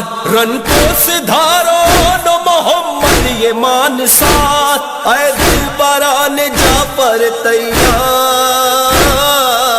الوداع الوداع الوداع الوداع. اے دل بران جعفر تیار، الوداع الوداع الوداع الوداع. جعفر کا افتخار بڑھانا جہاد میں، جعفر کا افتخار بڑھانا جہاد میں، جعفر کا افتخار بڑھانا جہاد میں. نانا کی اپنی شان دکھانا جہاد میں، اے دل بران جعفر تیار. الوداع الوداع الوداع الوداع. اے دل بران جعفر تیار، الوداع الوداع الوداع الوداع. شیر خدا کی بیٹی کے تم دونوں شیر ہو، شیر خدا کی بیٹی کے تم دونوں شیر ہو، شیر خدا کی بیٹی کے تم دونوں شیر ہو. میدان میں جاؤ فتح میں اب کچھ نہ دیر ہو.